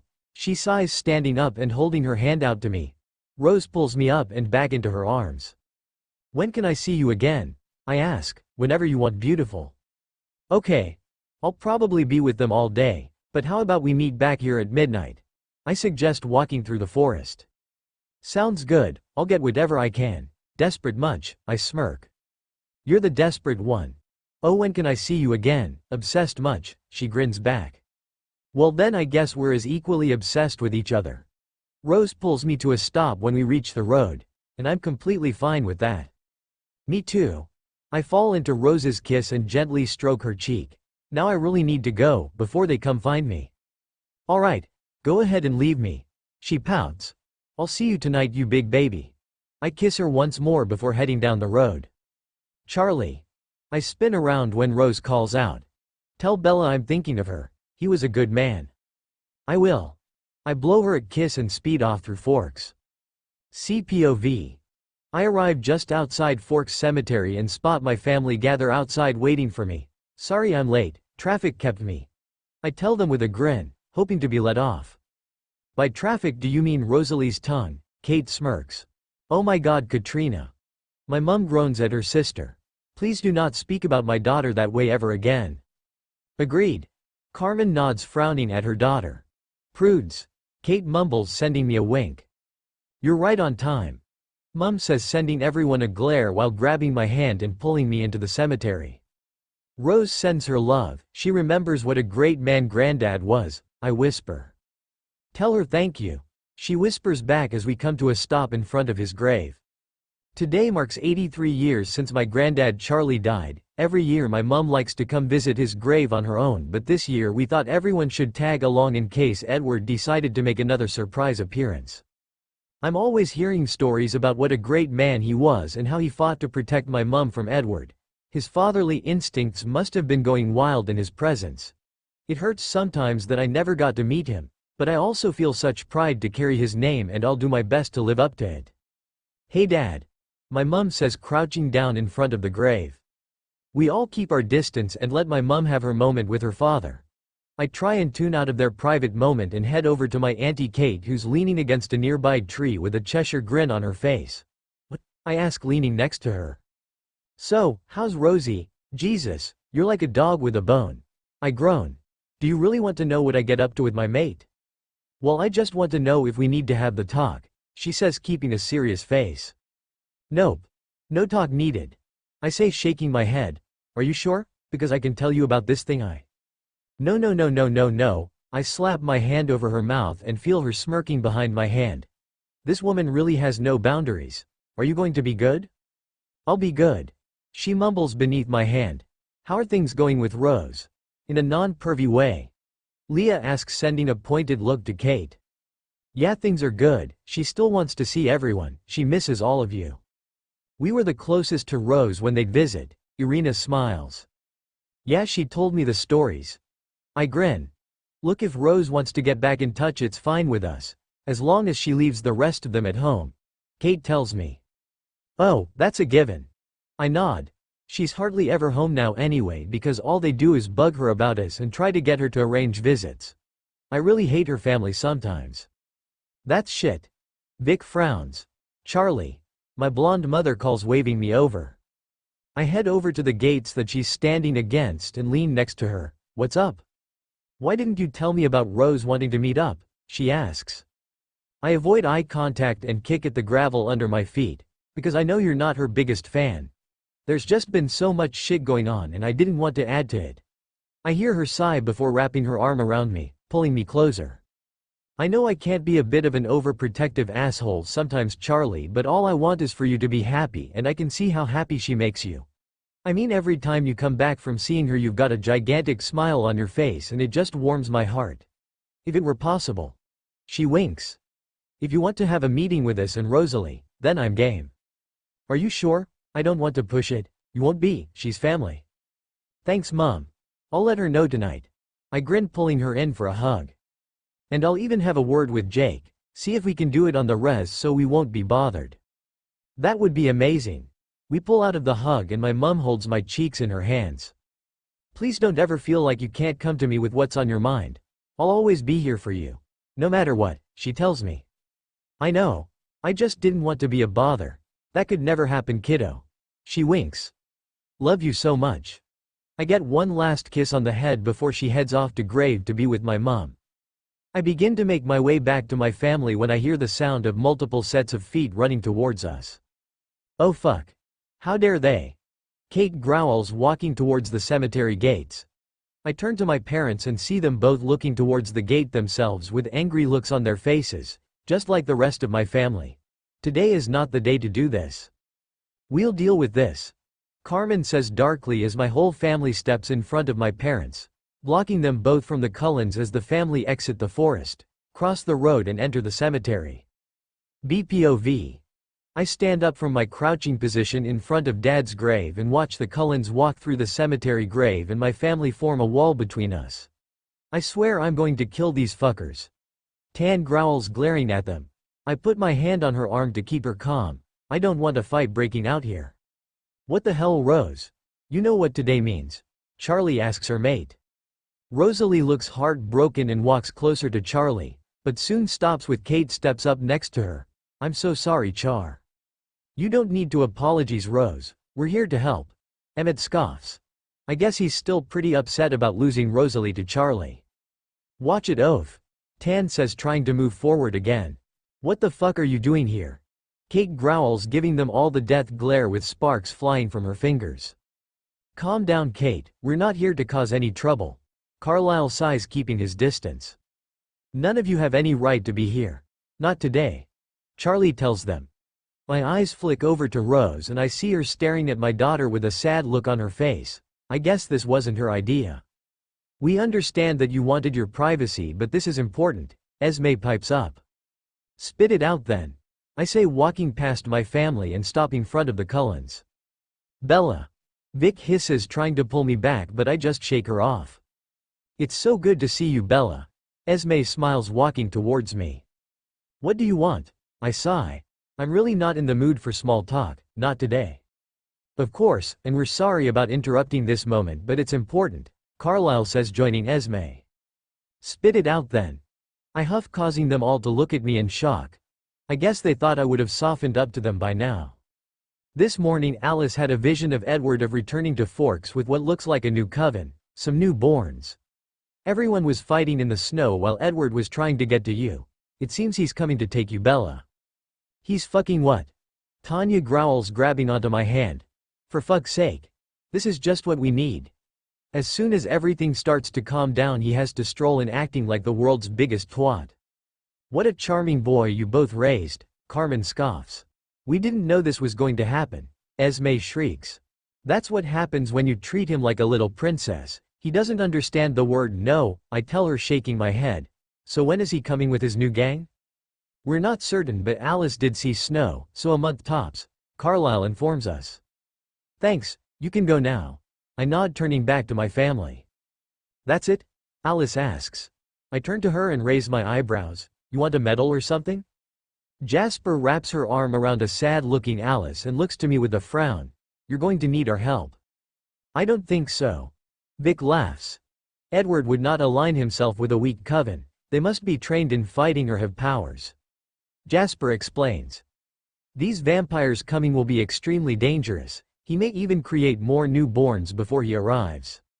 She'll have us also, Jacob says from his spot next to Charlie. You know how to fight newborns? Jasper asks with his eyebrows raised. They appart everything that they see. You need us. Esme whispers. We don't want any of you to get hurt, Bella. I know that we made a mistake in believing Edward over you, but please let us do this. I look over to Tan and see her just as conflicted as I am. On the one hand, I don't want to trust the Cullens in the slightest. They could be working with Edward for all I know, and on the other, I don't want my family getting hurt, and the Cullens are the best way to make sure that doesn't happen. I tear my eyes from Tanya and turn my attention to Rosalie, the one person other than my family that wants to keep Charlie safe. Is this true? Not just some ploy to get into my life or give me to Edward? I ask her. She looks shocked and for a moment like she doesn't know what to say. Not at all, Bella. Esme butts in. I'm asking Rosalie. I tell Esme with my eyes not leaving Rose. It's true, Bella. I'd never lie to Charlie. She promises. Edward is coming and all we want to do is help. I don't want anything happening to any of you. And neither do I, Tanya says, pulling my attention back to her. Edward's a slimy little bastard, Bella. He's got to have a few tricks up his sleeve. Oh come on, Tan. We can take him. Kate whines. I'm not risking my family, Katrina, she tells her. We'll stand by whatever you decide. Carmen tells us, sending everyone a stern motherly look that shuts them all up. Some training wouldn't hurt. Irina mumbles. I look round at my family and most of them give me a nod showing they agree with Irina. And that's all we're offering, we just want to help. Carlisle smiles, looking pretty proud of himself that things are going his way. Saturday at sunrise, meet at the clearing that's not far from the line. I tell the Cullens. That's 4 days away. Alice huffs with a frown. Well, I'm going to need some time to talk to my family so they don't rip your heads off when we're training. I smile back to her, causing them all to shuffle uncomfortably. We'll see you then. Let's go. Carlisle tells his family. Rose looks to Charlie, I guess hoping to see if she's in the doghouse, but my daughter avoids her eyes. Rose nods sadly and leaves the cemetery with the rest of the Cullens following after her. Esme and Alice stare at me for a few moments but do eventually leave. Not how I thought today was going to go at all. Leah sighs, wrapping her arm around Charlie. You okay, kiddo? Tanya asks our daughter. She nods and rests her head on Leah's shoulder. Just pissed off. We're not actually going to work with them, are we? Kate asks. Do we have much of a choice? Leah says, keeping Charlie close. Kate looks at her mate like she's just grown a new head and puts her hands on her hips. You really want to work with them? They can't be trusted, Leah. I know that, but I'd rather work with them for a couple weeks to make sure that none of our family get hurt. I agree with Leah. Kate, our hate for the Cullens isn't worth risking our family's safety. Irina says with Vic nodding in agreement next to her. As much as I want to agree with Kate about not trusting these people, I need to put my family's safety first, and if that means dealing with these assholes again, then I will. I'll listen to them give advice about how to destroy Edward's puppets, about how much they miss me and how sorry they are, fight and kill Edward. Then I can leave them in the dust where they belong. Let's just go home and we can talk about it there, I say, grabbing Tanya and Charlie's hands while pulling them to the res. I'm still not happy about this, Sam mumbles as we wait in the clearing for the Cullens. If you have a better idea, then I'm all ears, I ask, turning towards him. The past 4 days have been absolute hell. Everyone going back and forth for hours just arguing about the best course of action on how to deal with the Cullens and Edward. Most of my family agreed that we should let them help us, but the odd few, including Sam, Kate and Jacob, didn't want to trust them. I'll admit that the three of them had some good points about not trusting them, but in the end they didn't have a good enough solution that didn't involve the Cullens. So here we are. That's what I thought. I huff when I get only silence in return. If we get any bad vibes today, we can call it off. No contracts are being signed, Tanya tells him. Sam crosses his arms over his chest and nods. Fine. But I'm still not happy. At first Sam wanted to start shifting again, but none of us would allow it. He did say that if the Cullens fuck us over on the day he'll shift. Well, get your game face on, here they come. Jacob says, putting his best scowl on when we hear them running towards us. A few of the wolves have shifted and are circled around us, but Jake and Leah wanted them to see their disgust for them on their faces. From the corner of my eye I notice my family group closer together when the Cullens come to a stop in front of us. Everyone especially moves closer to Charlie. I know she's not spoke to Rosalie since they all barged in on us in the cemetery. I told Charlie if she needed to go to Rose she could, but she refused every time, wanting to stick with the family. Thank you all for coming, Carlisle announces with a polite smile. Does he always have to be so formal about everything? I'd never pass up a chance at kicking your ass, Kate smirks. Katrina. Carmen hisses. I'm just kidding, she says, holding her hands up and batting her eyelashes innocently. Anyway, we thought it would be best for Jasper to show us all the best ways to defeat newborns. What's so special about these newborns? Leah asks.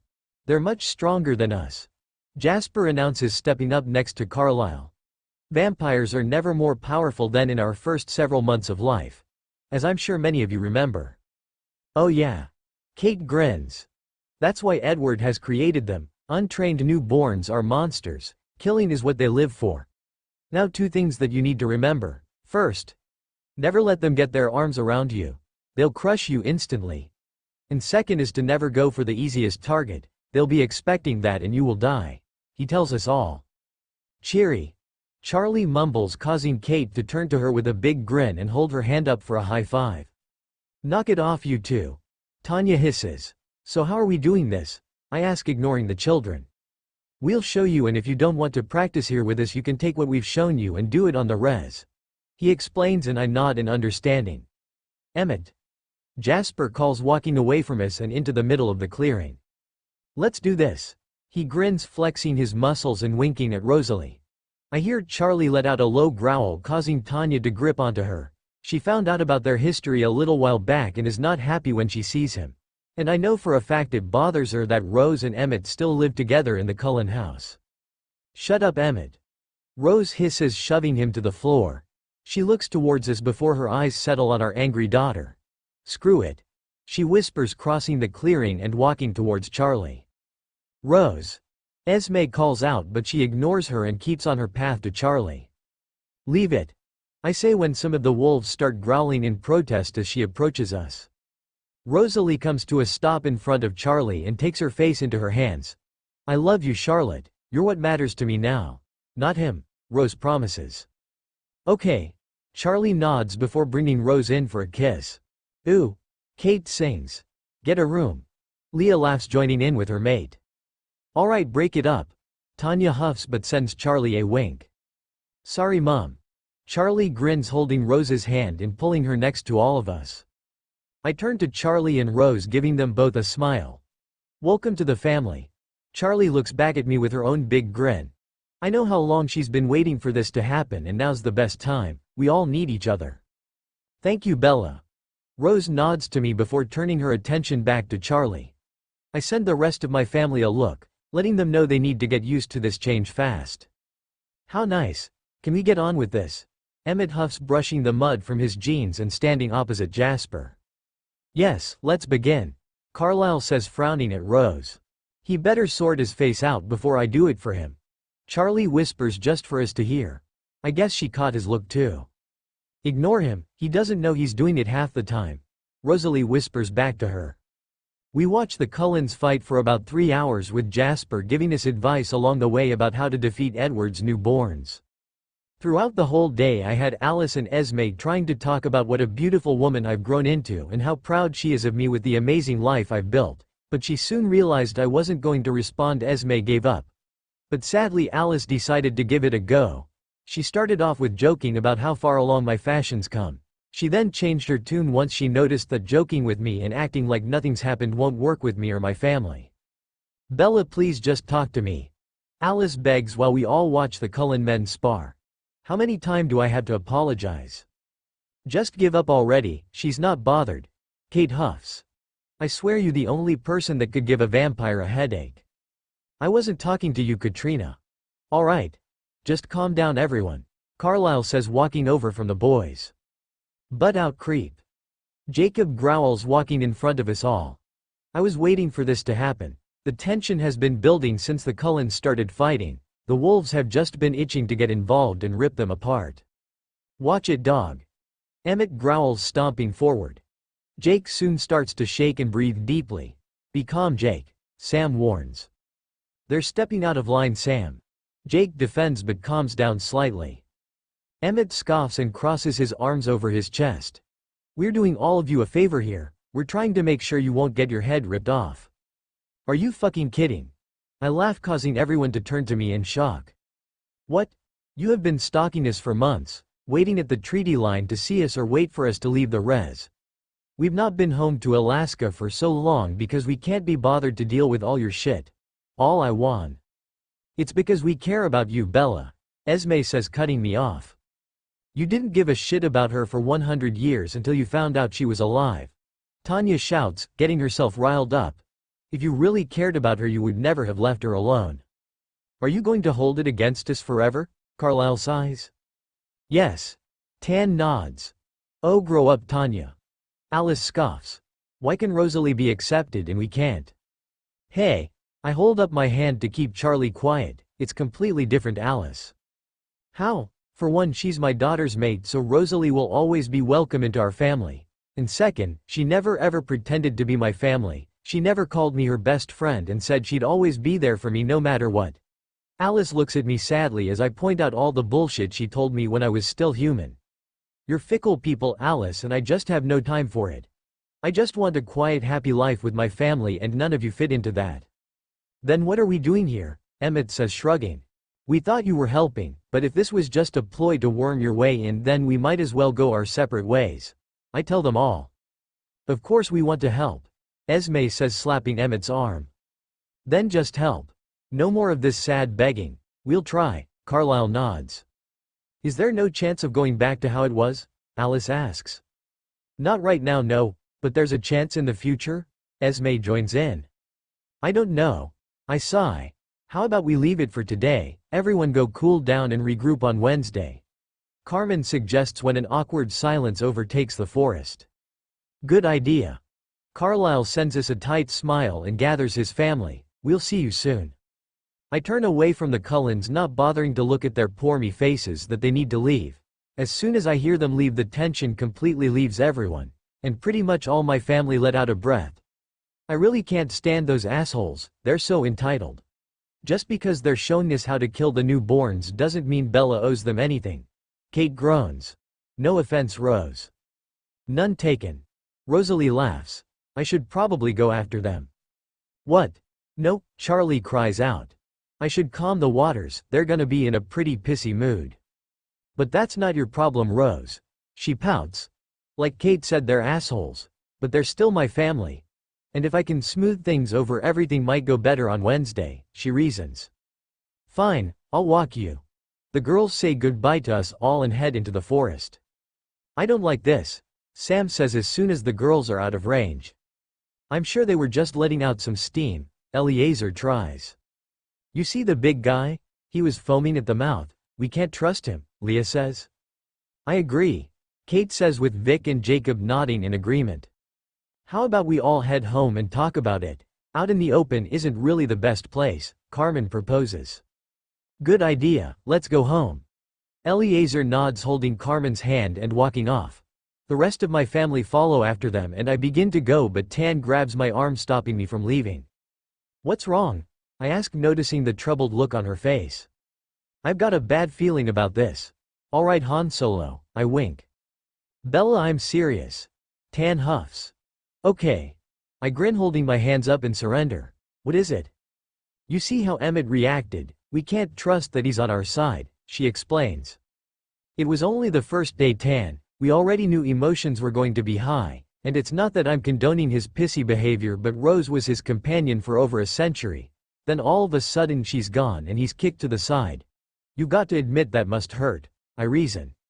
Yeah, I guess. Tanya nods, but I can still see the worry in her eyes. Look, it was only the first day. We already knew emotions were going to be high. Let's just see how the rest of the meetups go, and if you're still not feeling it, then we can make a new plan. Okay then. She smiles, letting out a relieved breath. BPOV. 1 month later. Good Charlie. I call out, watching my daughter put Carlisle flat on his back, causing a cloud of dirt to surround them. That's my girl. Tanya cheers with Kate and Vic. Boom. Charlie grins, jumping up from the floor and laughing down at Carlisle. She brushes the dirt from her shoulder and saunters back over to Rosalie. You like that? She smirks. Oh yeah. Very impressed. Rose winks, pulling her in for a kiss.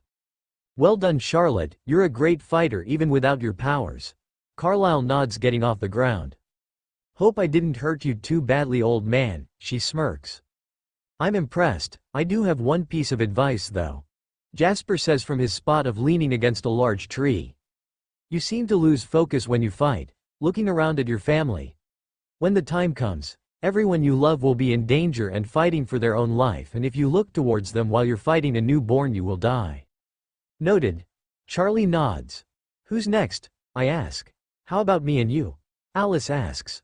Over the past few weeks things have still been slightly tense with the Cullens and my family. The trust hasn't been completely there, and I can always see Tan and the wolves watch them like a hawk, but they have been getting better. Alice and Esme don't bother me all the time to talk and laugh about old times, and it seems Rosalie has had a good talk with Emmett because he no longer glares holes into Charlie's head. I'd like to have a go. Tanya smirks before I have a chance to answer. Alice lets out a loud huff and looks off to the woods with annoyance written all over her face. Oh come on, Alice. I'll go easy on you. Don't be scared. I give Tan a warning look, but she just continues to send Alice a daring smirk. I'm not scared. Alice scoffs. Tan saunters into the middle and holds her hands out. Let's go then. Fine. Alice shrugs. YASSSS. Kate cheers in a whisper. This should be good. Leah laughs. Oh yeah. Jake grins back. Jasper stands between them both and stares Tanya down. Make sure to keep it clean, we're only training. The real enemy is out there. Yeah, no shit, Sherlock. Can we just get on with it? Tanya says with her eyes not leaving Alice's. Be good. I warn Tan again. She just waves me off, but Alice looks at me with a giant grin. She must think I said that for her benefit. Jasper ignores Tanya's comments and continues to explain the best techniques to them and what they should practice. Tanya won't hurt her too much, will she? Rose asks quietly so only we can hear. Not too badly. Charlie winks. Okay. We know how to fight. Tan huffs. Just let us get on with. Tanya soon stops talking when a snowdrop falls from the sky and lands on her nose. I thought we had more time. I whisper, looking to the sky as the snow starts to fall. Everyone joins me in looking up at the gray sky as the snow begins to fall heavily around us, soon coating the ground in a thin layer. If it keeps up like this, we're going to have at least 10 inches of snow by nightfall. How about we all call it a day? Everyone hunt and gather their strength, Carlisle suggests. Are you sure we have the time? Vic asks, directing her question to Alice. I'm sure of it. She nods. It had stopped snowing, but the ground was covered in a thick layer of snow. I'm sure Alice will let us all know when we need to. Esme smiles. I'll make sure we're ready. Alice nods. All right, let's go inform the others, Eliezer says. I think we should come back here tomorrow though, the more training the better. Good idea. Carlisle nods before heading into the forest with the rest of the Cullens following after him. Rose gives Charlie a kiss goodbye, as a wave, and heads into the forest to be with her family. We all thought it would be best to get all of Edward's bullshit drama out the way before inviting Rose to the res to introduce her to everyone. Even though Alice said we have time, I think we should break off into groups just to be sure. Some will go hunt.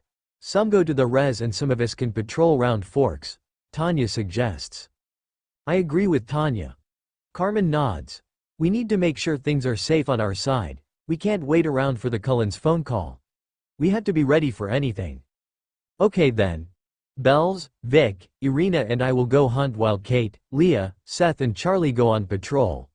So then Jacob, you go back to the res with Eliezer and Carmen and keep an eye on things there with the pack. Tanya tells us all. Good idea. Then once you all finish hunting we can rotate, Vic nods. Okay then. And break. Kate shouts, clapping her hands before grabbing Leah's hand and walking into the forest towards the town. That's that then. Charlie laughs, following them. I'm worried, Tan. I whisper. You have nothing to be worried about. I won't let anything happen to you or our family. She whispers back, pulling me tighter against her body. We're both laying in bed back on the res while the rest of our family are out finishing up their patrols round the res. Tan and I already finished our hunt and patrolled through the night, so now we're just spending some time together, watching the heavy snow continue to fall through our bedroom window as a new day begins. I guess according to Alice we've still got time. You don't know that, I say, resting my chin on her chest and looking up at her. Yes, I do. Edward is a weak little boy and he doesn't have the brain capacity to beat us. Never mind the strength, she scoffs. Well, it's not just him, it's his army of fucking newborns. And we have trained fighters and wolves. We'll win this and finally be rid of that little shitbag. Tan winks, kissing me on the head. But, no buts. She huffs, rolling this over and hovering over me. I'm supposed to be the paranoid worrier in this relationship, so stop stealing my thunder, woman. You're so silly. I grin back up at her. But I'm serious, Bells, I don't want you worrying. Okay. I nod. Good. Tanya leans down and kisses all over my face before settling on my lips. I groan as mine and Tanya's kiss begins to grow, and I let out a moan and lean my head to one side as she starts to kiss and gently lick my neck, moving up to my earlobe, then back down towards my collarbone. Tan pulls away and I open my eyes to look into her caramel ones that are quickly darkening. I couldn't resist anymore. I lean up and kiss her on the lips while reaching down and undoing Tanya's belt before starting on her shirt. I need you, Tan. I moan, feeling the soft skin of her stomach. You got me, Tan says, ripping my shirt from my body. I'm going to foo. Ah. Tanya and I leap up off the bed as a loud scream echoes throughout the res. What the hell? Tan goes to the window and gasps, they're here. What? Edward and his newborns. Tanya throws me a fresh shirt before doing up her own jeans and shirt. I thought we had more time. I growl as me and Tanya leap down the stairs and out the front door. The sight before me makes me freeze in shock. There are newborns running around the res with a blood-hungry look in their eyes and trying to tear apart anyone they can while my family and the wolves try to fight them off. I try and locate Charlie and spot her near the woods fighting off a group of newborns with Kate and Leah. You take the left, keep them away from the locals. Tan nods and gives me a kiss before running off to help the wolves in protecting the reservation's locals. I can already smell so much blood from the ones that have been killed by Edward's creations. Speak of the devil. I growl when I see him fighting Victoria. Edward kicks Victoria away from him, sending her crashing into a rock and looking directly at me with an evil smirk covering his face. Hello, sweetheart, he winks. I'm going to kill you, I hiss, running towards him. Maybe another day. Edward grins before running off to the forest with his newborns following him. We can't let him get away, now could be our best chance, Kate growls. Charlie nods and runs over to us. She's right, and Rose is most likely on her way with all the Cullens. Okay. Embry, Jared, Paul and Colin stay behind to protect the res in case any of them come back. I tell the three of them, who nod in agreement. Will you be okay? Tanya asks Sam. I didn't think it would be this soon. Go kill that prick. I know what to do, he nods to Tan. We all run off into the forest, following the scent of Edward and his little army. After a few minutes we come to a stop at one end of the giant open clearing with Edward and his new coven stood on the opposite side. Welcome, he grins, holding his arms out. I quickly count and see there are about 12 newborns and 4 members of Edward's new coven. You don't have to do this, Edward. I tell him, trying to buy some time till the Cullens arrive. Don't interrupt me, he shouts with his fists clenched. You have no idea how long I've been waiting for this. You've only been gone a couple of months, weirdo, Kate scoffs. Shut up, slut. One of Edward's new coven members hiss at Kate. Leah snarls at him and crouches low to the ground. Calm down, babe. Kate whispers, laying her hand on the wolf's back. Leah quietens down, but I can still clearly hear growls rumbling in her chest. You need to keep that dog in line, Edward says, acting offended at the interruption. He takes a deep breath and focuses his attention back onto me. Now how about you make this easy on everyone and just come with me? I scoff at Edward's outstretched hand and move closer to Tanya. That's not happening, Edward. You disappoint me, Bella. He sighs sadly, but I can see the anger swirling in his eyes. And you've disappointed your family. You know they've been training with us for the past month to kill you and your new puppets. Don't talk about my family, Isabella. They're not your family anymore, Eddie. They hate you. Vic laughs. But don't take it from me. I'll let them tell you themselves. She grins when the sound of the Cullens running through the forest reaches our ears. Edward clenches his jaw and straightens up when the Cullens enter the clearing. Hello, family, he waves. Edward. Carlisle frowns. Don't do this. Don't embarrass yourself, Carlisle. I stopped doing what you said a long time ago. Rose runs over to Charlie and grabs onto her face. You okay? She asks. I'm fine, but some people on the res have been killed. Charlie whispers, holding onto Rose. I'm so sorry he's doing this. Rose sighs, kissing Charlie's cheek before holding her hand and facing Edward with us.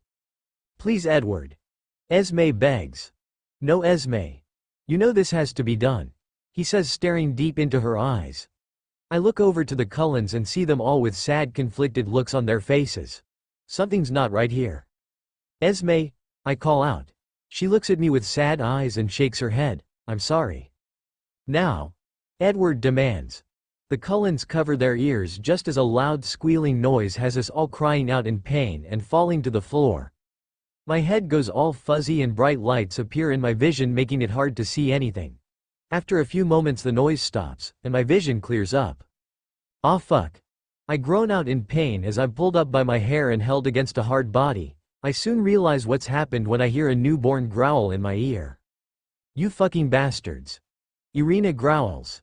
I look around the clearing and see all my family and the wolves being held tightly by newborns. I hear laughter and see Edward stood in the middle of the clearing closer to me with the Cullens stood behind him with his new coven. Surprise. Edward smirks. BPOV. You fucking pricks. Tanya growls, struggling against the newborn holding her. Edward's had his little minions space us all out so we're not at all within reaching distance of each other. Oh, calm down, sweetheart. Edward mocks. You'll pay for this. Kate shouts along with her sister, while Leah growls and fights against her captor. What the fuck is this? Rose growls, pulling herself off the floor. I guess her head's only just cleared up. She looks around the clearing and spots Charlie being held near the Cullens. Have you all lost your fucking minds? She shouts at Edward, who stares back at her with a blank face. Just listen. As if. Rosalie scoffs, heading towards Charlie. Don't do it, Rose. He warns calmly. Go fuck yourself, she hisses, running towards her. Fine. Edward shrugs, watching Rosalie get closer to Charlie.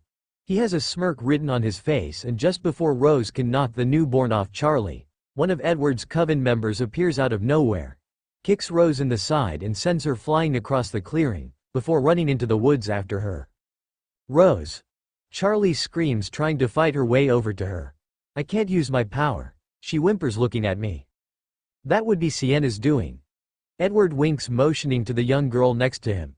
I knew she'd come in handy with you, Charlotte. So that's why he's so confident. He knew with that girl by his side, Charlie would not be able to touch him. If you've hurt Rose, I'll kill you, she snarls at Edward while trying to break free. Don't worry, Michael won't hurt her too much, he grins. I will destroy you, Edward. Charlie continues trying to fight. Charlie, calm down, baby girl. Tanya tells her. Esme looks on with shock on her face and brings her hand up to her mouth. Esme, what the hell is this? Carmen shouts to her. We trusted you. Victoria joins. Get over it. My family are standing by me, Edward scoffs. How could you? I whisper, looking between Alice and Esme. We just want what's best for you, sweetie, she says, walking forward slightly. How is hurting my family what's best for me? We're not going to hurt anyone, we just needed you to see sense, Carlisle says, stepping up next to Edward. You're letting Edward manipulate you. I love Tanya.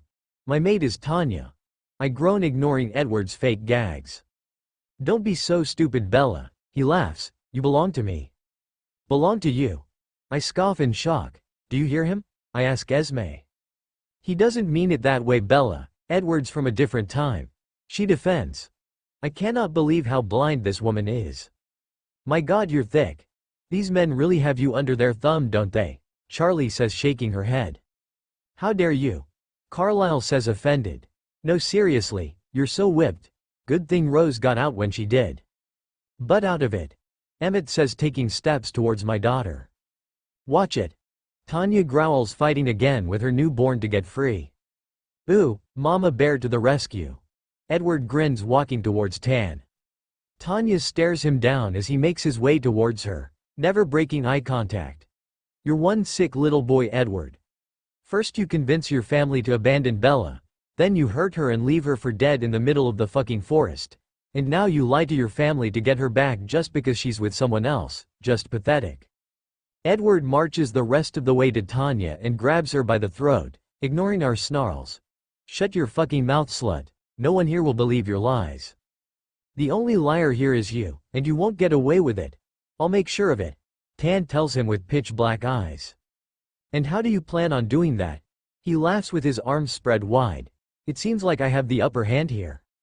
You won't hurt my mate once, Edward. I die before letting that happen again.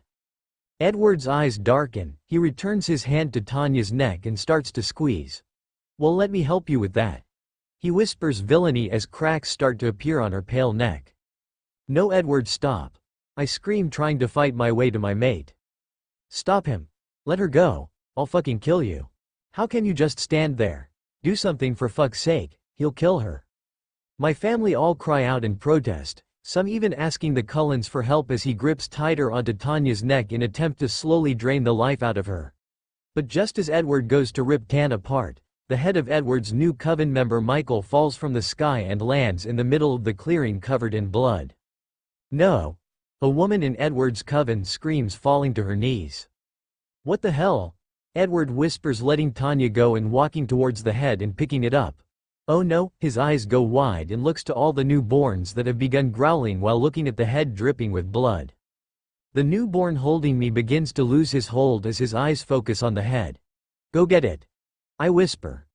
Before the others take it for themselves. He throws me to the side and runs straight for Edward. No, Edward growls, throwing the head to the ground and grabbing hold of the newborn. Get your head straight. Mine. It growls. I'm warning you. Get it, Tog.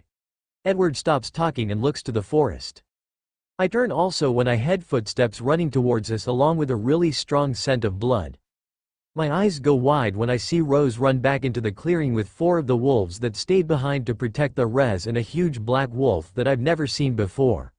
I notice that Rose has blood up her arms and clothes, while the wolves have it spread all over their fur. Surprise! Rose smirks, wiggling her bloody fingers that makes all the newborns growl, with some letting go of my family. Here we go. RPOV. My head. I rub my eyes, hoping the bright light and pain in my pupils goes away. Thankfully the pain and light soon leave, and I look up when I hear shouting and growls. What the fuck is this? I growl, pulling myself off the floor and looking at the scene in front of me. When I spot Charlie being held by her throat near Carlisle and Esme, by some trampy little newborn. Have you all lost your fucking minds? I shout at Edward, who stares back at me with a bored look. Just listen. He tries, as if. I scoff, heading towards Charlie. Don't do it, Rose. He warns me calmly. Go fuck yourself. I hiss, running towards my mate. Fine. Edward says. My eyes focus on Charlie, but just before I can reach her, someone appears out of nowhere and kicks me in the side, sending me flying across the clearing and into the woods. Rose. I hear Charlie scream as I land hard on the muddy floor. I jump into a crouch just as the fucker that kicked me speeds in front of me. Well, that wasn't very nice, I say, dusting some dirt off my jeans. I would say I'm sorry, but I'm not, he smirks. Edward's told me all about you. And what might he have told you? I smirk back, standing up straight. That you abandoned your family and mated to a woman. That fact alone should have you killed. It's just not normal, he scoffs. Watch yourself. I warn. He just laughs and takes slow steps towards me. And as soon as I've ripped your head off, I'll go so the same to your little bitch of a girlfriend. I swallow my anger and keep my focus on this man. I need to keep a clear head. I'll rip you limb from limb before you even look at her again. Let's go then. He growls before sprinting towards me. We both collide and begin to claw and punch at each other. I easily dodge his attacks and that seems to really piss him off, but then he gets one arm behind my back, But I surprise him by ramming my knee into his stomach. That seemed to catch him by surprise because before he could react I spin-kicked into the air and about 50 feet away from me, while also removing the cocky look from his face. Poor baby. I mock, walking over to him as he gets up with mud all over his face. You're dead. He snarls, running towards me. I easily sidestep and kick him to the ground as he lets his anger take over. You bitch. He swings for me, but I throw him away onto the ground before jumping onto his stomach and repeatedly punching him in the face, causing cracks to appear everywhere. Sadly, before I can punch him into pieces, he kicks me off him. You're not match for me, little man. I spit, pulling off my jacket that's got multiple rips in it. We'll see about that. He growls. He gets ready to sprint at me again, but we both hear someone cry out in pain in the res and a strong scent of blood wafts towards us. How about we have some fun first? He smirks, sprinting off to the reservation. Fuck. I whisper, running after him. I enter the res and the first thing that hits me is the smell of blood, then the screams of pain and sadness. I push it all aside and quickly locate Edward's coven member running straight towards Sam, who's kneeling on the ground, holding a woman that's bleeding out. Sam, look out. I scream, trying to get to them both. Sam looks round and his eyes go wide at the monster coming towards him. He turns his head and covers his body over the woman's protectively, but thankfully before he can get to Sam I hear a terrifying growl from my left and see one of the wolves come barreling over and picks the coven member right out of the air and shakes him around like a rag doll. I run over instantly to help and see a black and silver wolf holding him now by his legs. The wolf bites down onto his leg harder and rips them clean off. He screams out in pain and tries to claw away but doesn't get the chance as I put my foot on his back before pulling his head off.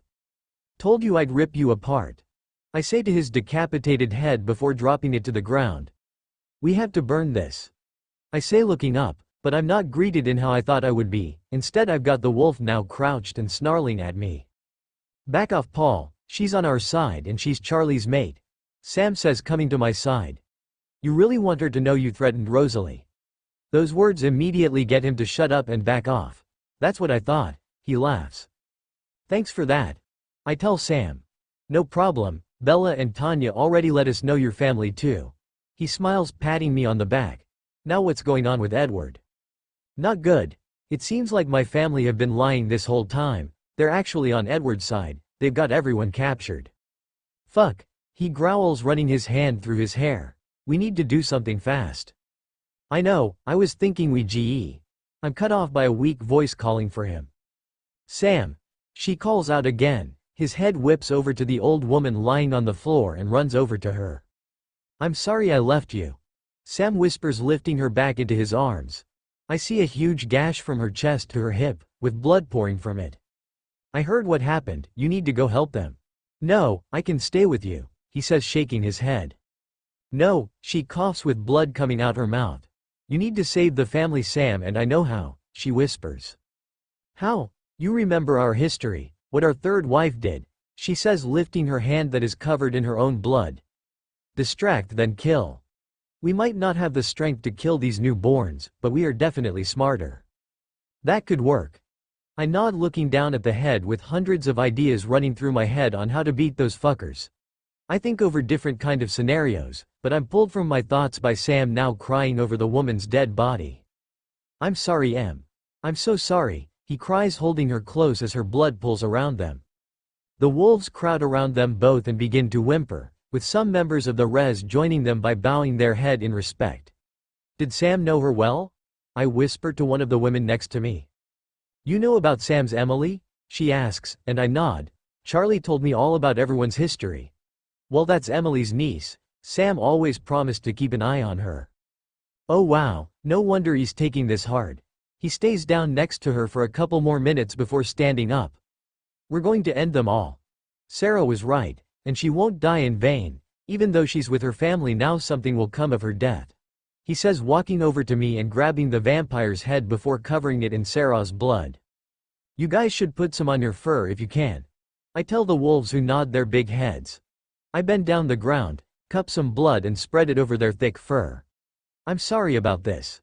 I whisper. It must be horrible to have your family's blood on your body. How are you okay with the blood? Sam asks, stepping next to me. I'm a big girl now, human blood doesn't bother me anymore, I shrug. Sam gives me a grin and nods his head. Okay. My turn, he says, taking a deep breath as his body begins to shake.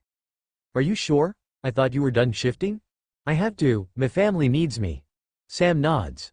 You might want to step back. I move back just in time because suddenly, a huge black wolf appears in front of my eyes. Holy shit. I gasp. I always thought Jacob was the biggest wolf. Sam turns his head to Sarah's blood on the floor, so I scoop some up and spread it all along his black fur that has some gray streaks through it. All done. I say, stepping back and looking at them all. Ready?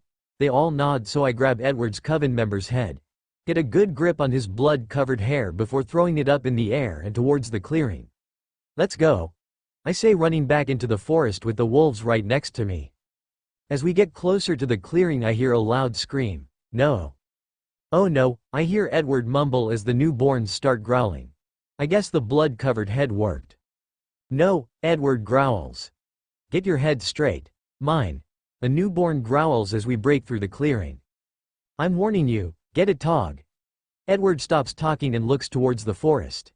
Everyone's eyes turn towards the five of us as we come to a stop. We must look like mad people with my ripped clothes and blood dripping from us all. Surprise. I smirk at a shocked Edward, wiggling my bloody fingers that makes all the newborns growl.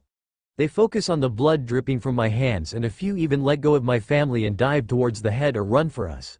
And so it begins. BPOV. As soon as the newborns start to lose their minds over the smell of human blood, everyone jumps into action.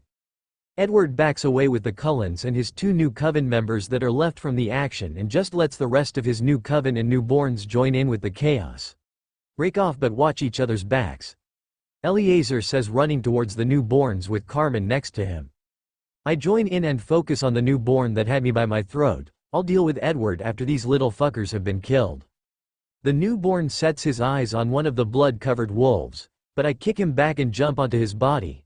He growls in response and brings his legs up and kicks me off him. I land hard on the floor but was back up in seconds. The newborn stood about 10 feet away from me with an angry look on his face. His eyes go back to the wolves, but I click, getting his attention again. Sorry buddy, you're all mine. I hiss at him, and that seems to really set him off because he lets out a furious roar and charges at me. He takes a swing at my face, but I quickly dodge it and make a quick plan to use his anger against him. He won't be thinking straight and will just be going for the easy hits. He keeps trying to hit me in the face by swinging his fists around. Obviously Edward didn't teach them how to fight. He soon gets fed up and lunges at me, taking my legs out from under me. We wrestle on the muddy wet ground and I try and rip his arm off, but he swings his elbow back and knocks me onto my back, and before I can grab him again he is behind me and gripping at my neck with an iron hold and trying to pull it from my body. I gather my strength and pull his hand up to my mouth and sink my teeth into his wrist, ripping a chunk out. Ah! He roars in pain and immediately lets go of me. I spin around and he's clutching at his wrist, which has now a part missing and my venom dripping from it. I pin him on his stomach, lock my legs around his back and pull with all my might to rip his head off. I ignore his cries of pain and finally pull his head from his torso before throwing his head to the side. I get back up and look out to the clearing and try to keep up with what I'm seeing. First I spot Kate and Irina running towards a gang of newborns. They both spin and duck between them all, while ripping their heads and arms off as they go. I then spot my daughter and her mate acting like a team, throwing newborns between them, before throwing them to the wolves to tear apart. I hear a pained whimper from next to me and I see a newborn with her hands wrapped around Leah. I go speeding toward them, jump in the air and land on her shoulders before ripping the head off that blonde bitch. Leah gives me a bump on the stomach as thanks before heading back to the action. Two newborns try to flee into the forest but are intercepted by the wolves and torn apart with a loud screech.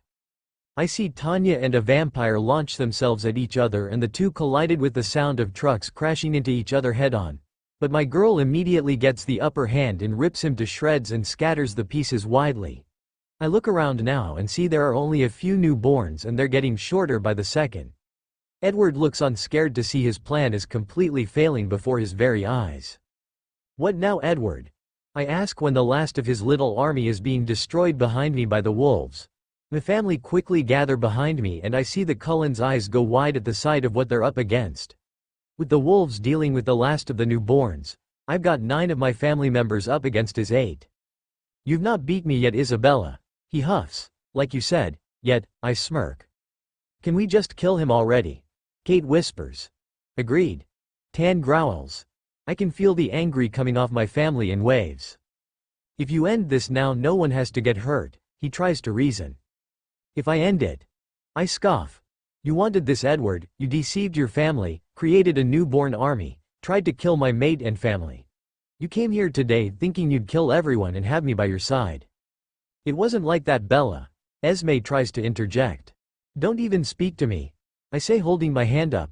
I thought we were moving on from the past, but the whole time you were just manipulating and lying to my face, so I'm done. But, no more, Esme.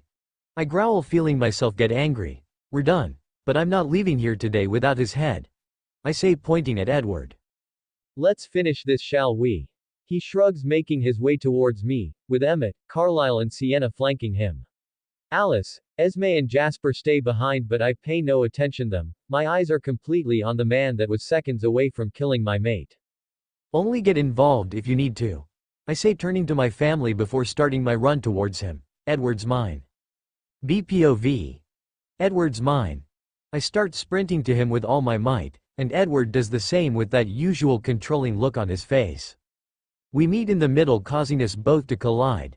He instantly tries to grab my arm, but I throw him off me and onto the floor before kicking him in the ribs. Edward goes sailing through the air, so I jump up, grab him by throat and slam him into the ground, causing the cold earth to crack under the pressure of his body. I'm not that weak little girl anymore, Eddie. You fucked up big time coming after me and my family. I growl in his face while keeping a hold on his neck. Please, it doesn't have to be this way. Esme shouts from her side of the field. From the sound, the snarls and scratching, it seems like everyone has their own hard battles going on, but I know not to worry, we have the numbers and each other's backs. She's right. We're family. Alice adds. You all chose this, not us. I hear Kate call back. Edward struggles against me but stops when I deliver a punch to his nose. I broke you once, Bella, and I will break you again, he whispers with an evil smirk. I tighten my hold on his neck, but Edward quickly flips us over and grabs hold of my throat instead. Oh, you mean when you broke my back by throwing me against the tree? I groan, clawing at his arm. So dramatic. He huffs. If you just come back to me, all this will be over. He grins, putting pressure on me. That will never happen, I shout, managing to pull my feet up and kicking him off me and onto the floor. I jump up at the same time as Edward to see him just grinning at me again. He walks slowly towards me. You're strong, Bella, but not stronger than me, he mocks. So, it's best now to just submit. No way in hell. I growl, leaping for Edward again with my rage flowing through my body, but I keep it controlled. If I don't keep it under control, I'll lose this. Edward moves away from me, but I manage to graze his right cheek, causing a slight crack to form. He stops, and shock comes across his face, so I do the same to the left, then right again. My punches were fast and on target that Edward was barely able to dodge them. Edward catches my left arm as I swing it again and counters with a punch to my cheek. I fly backwards onto the ground with Edward looking down at me with a pleased smirk on his face. Carlisle, stop this. Alice screams. I try to turn and look, but Edward laughing makes me pause. Ah, look at this. You're exactly where I want you. Under me. He laughs and begins to pounce on me, but I guess this move and roll to the side before getting back to my feet. Just as Edward is starting to turn around, I swing my leg up into his stomach, sending him flying into the forest, just like what happened with Rose earlier. While I have a few seconds free of Edward, the first look around to see what's going on with everyone else.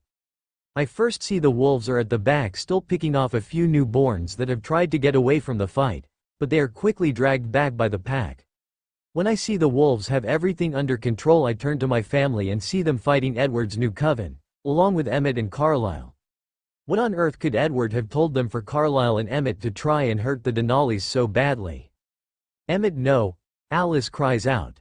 I look for my daughter and find her and Rose fighting Emmett, who has Charlie in a headlock while trying to pull her arm off. I begin to run over, but soon Rose and Leah appear and tear Emmett limb from limb. The Cullens scream as if it was happening to them. I thought watching someone I once considered my brother getting ripped apart would upset me, but I really do feel nothing for these people. I turn and watch Tanya fight Carlisle for a couple minutes and see as she kicks him away from her like I did with Edward. As he falls away from her, she looks over to me. "You okay?" I give her a nod, then look to Carlisle, who's starting to tan with such hate in his eyes. "End them if you have to. I'm not here to play games. These aren't the people that brought me into their family all those years ago. These are strangers that want to kill mine." "Don't worry. I will," she growls, looking at a snarling Carlisle. "I think we all knew that was the plan. They want us dead," Eliezer says as he dodges the attack of Edward's coven member. I turn back, hear Edward growling deep in the forest as he runs back to finish me off. He bursts from the trees with a snarl and immediately tries to strike me in the face, but I easily avoid his fists as Edward's anger has clouded his mind. His arms quickly flail, but I continue to gracefully dodge his limbs before kicking him in the git, causing him to curl forward. I followed up by an uppercut punch to the face, sending him back onto his back. "You little bitch," he groans. Very romantic. I mock, grabbing his ankle and throwing him across the clearing, towards the Cullens that didn't decide to fight. Esme tries to speak to me again about how we can all work this out, but I just block her whining out and continue towards Edward. We both lunge at each other again, causing a loud crack to sound in the clearing as our rock-hard bodies collide. I try to scratch at his face, but he grips hold of my hair and brings me in for a kiss. I push Edward back before swinging my leg out and taking his feet out from under him. I go to stomp on his head, but he rolls away and leaps up. Edward takes a deep breath before leaning in. "Well, if you won't do as you're told, I might just see if that daughter of yours will," he whispers with a wink. "You fucking disgust me," I snarl, leaping at him again. He groans as I swing my leg back and kick him firmly in the head before jumping on top of him. "You stay the fuck away from her," I growl, punching him in the face with each word. Cracks begin to form on his pale skin, and that just motivates me to keep going. Edward tries to push me off, but I'm moving way too fast for him to keep up. "You're finished," I growl, reaching down and pulling at his throat, ignoring his howls of pain. "No," I hear screamed before I'm shoved off Edward and into the snowy ground. I look up and find Esme looking at me with a frown. "You nearly killed him." "That was the plan," I growl as I get up off the floor. "I won't let you kill another one of my sons. You don't have a choice." "Bella, there's no need for this violence," she pleads. "We did all this to show you how much we care about you. We love you."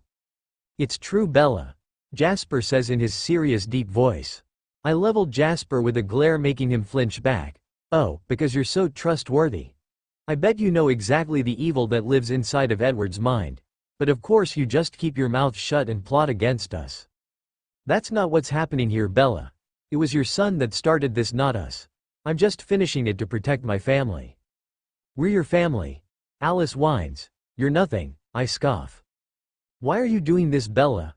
Esme whispers sadly, helping Edward off the floor. "Me? What about him?" I shout, pointing to Edward. "That spoiled little prick caused all of this. He's obsessed, Esme." "Edward loves you, Bella. You're his mate. He doesn't want anyone to get hurt. Just for you to come back home and see how we can take care of you." I growl in frustration and pull at my hair at how dumb this woman really is. What did I ever see in any of these idiots? "Look around you, Esme. All he wanted was destruction. I know you heard the screams of pain from the reservation. Him and his little army killed our family, killed women and children." I see Esme flinch, and I bet that's probably more to do with the fact that she can't hide behind her peacekeeper facade anymore. "They attacked first," Edward scoffs, walking towards me. "You came onto their land with bloodthirsty newborns," I scream, moving forward and shoving him to the ground. "I knew those people. They were innocent bystanders to your sick game." "Belle." I hold up my hand, cutting off Alice while keeping all my focus on Edward, who gets up off the floor. "And I'm going to make you pay." Edward crouches down with that sick smirk on his face and gives me a wink. "Mum," Charlie calls out. I turn to her and she points down at that bitch Sienna without a head. I see the rest of his coven scattered around the clearing also. "I'll hold back the Brady bunch. You deal with him." The rest of my family have tight holds on Carlisle, so now it's just me and Edward. I see some fear flash over Edward's face, but soon the crazy look replaces it. time to come home, Isabella. He really won't stop until I end him. Go fuck yourself, I say, walking forward and backhanding him across the face. He rolls along the thick floor of snow before getting back up and heading straight back to me. Edwards fakes a punch before kicking my legs out from under me and wrapping me up in his arms.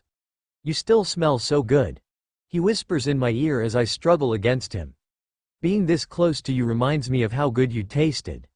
I so badly with you were still that little human, so I could have another try. He laughs darkly. No chance, I whisper before throwing my head back and smacking into his face, the force causing him to cry out and loosen his hold on me. So I untangle myself, grab one of his arms and flip Edward over my body and onto the ground. Bitch, he huffs, getting up. I jump onto him again and, like earlier, punch him on his stupid fucking face. I get a lot of good punches in before he roars and throws me back, but when he staggered up I could see how fucked up his face was, cracks all over it. I didn't waste any time in lunging myself at him again, but he was now ready. We started to fight again so aggressively that some clothes were being ripped as we claw at each other. I grab him by the neck and sink my teeth into his neck. Arg! You fucking bitch! Edward shouts, shoving me back, grabbing and clawing at his neck. Bella, please no, Esme screams. I ignore her and run to him, but a rouge newborn appears out of nowhere and leaps on me before I can get to Edward. We go tumbling to the ground, with the newborn ending on top. He wraps his arms around my neck trying to rip it off. Bella. I hear Tanya scream, but I'm too busy trying to get him off me. I soon manage to get a grip and throw him into the forest with the snarling wolves going on after him. I push my hair from my face, but before I can get a good look at everything, Edward attaches himself to my back. He pushes me face down in the floor and gets my head in a choke hold. I struggle, but it's no use, he has the death grip on me. I won, Bella. Say the word and it can all be over. He purrs in my ear. You're a prick. I scoff. Have it your way. I guess I will just have to settle for young Charlotte. Edward says as pulls harder on my neck and I feel the cracks start to form. I will kill you. I struggle against him at those words, and he just pulls harder, but before he can completely rip my head off my body I hear a furious growl from my behind us, and thankfully his weight is thrown off me. I jump up and see Edward still airborne and flying across the clearing. I turn and see Tanya stood there with a frown on her face. You said get involved if needed. She shrugs. I guess I did. I grin before grabbing her shirt and pulling Tan in for a deep kiss. Thank you. I whisper against her lips. I hear Edward land on the ground with a loud thump. Anytime, gorgeous. She winks, giving me a quick kiss before backing away. You sluts. Edward growls, speeding over to me. I wait until the last second before swinging my hand up and under Edward's jaw before following up with my other. As he's midair I grab hold of his left arm and rip it from his body, throwing it towards the forest. He screams out in pain and falls to the ground. I put one foot on his chest, with all my weight keeping Edward on the ground. He looks up at me with such anger in his eyes. You think you can beat me? I'll have you, Bella, and those fuckers over there will be dead. He hisses. I knew his anger would be his downfall. Goodbye, Edward. I say as I reach down and rip his head from his worthless body. No. Esme and Alice scream, while Jasper gasps in shock. You monster. Carlisle roars. He brought this on himself. I shrug, tossing Edward's head to Carlisle's feet. His head rolls along the snowy ground and stops right at his shoes, with his mouth and eyes wide open. Eliezer and Carmen let go of a struggling Carlisle, who falls to his knees and picks up Edward's head. How could you? He cries. Is he joking? Kate frowns. Did he miss the part where Edward killed innocent people on the res and tried to rip Belle's head off? No, I think he's serious. Vic scoffs. And he didn't seem this bothered with the big guy. Kate whispers with a smirk. Carlisle holds Edward's head close to his chest for a few moments before placing him back on the ground. All he wanted was to be with his mate. He whispers, looking up at me with a hateful glare. Well, he should have gone to find her, or him, because I'm not it. I say, walking back towards my family as Esme, Alice and Jasper move next to Carlisle. I grab Edward's body and drag him with me. How has this happened? Alice whispers while being wrapped up in Jasper's arms. I drop Edward's leg and turn to my daughter. You okay? Good as new. Charlie grins, showing me her healed neck. I move my hand across her neck to make sure all I feel is her skin. Thank you for looking out for my girl, I say, turning to Rosalie. Anytime. She nods. It must have been hard for you. I know I have no feelings towards Emmett, but Rose must have had some kind of lingering feelings for him. They spent so much time together over the years. He wasn't the same man. She shrugs. The Emmett I knew would never follow Edward, lie to me and fight innocent people. He knew I'd take him out the second he put hands on Charlie, he just thought he'd win. I nod and turn to Tanya, who grips onto my hand. He just wanted to keep the family together, Alice defends. Emmett let Edward get into his head, make him believe that he should have Rose just like he thought Bella should have been his, Vic tells them. It wasn't like that, he loves Bella, Esme says for what feels like the millionth time. I'm getting sick of your bullshit, Kate says, staring them all down. What do you know? Alice huffs, moving out of Jasper's arms. You weren't there back then, you didn't see how much Edward loved Bella, he was heartbroken when we had to leave.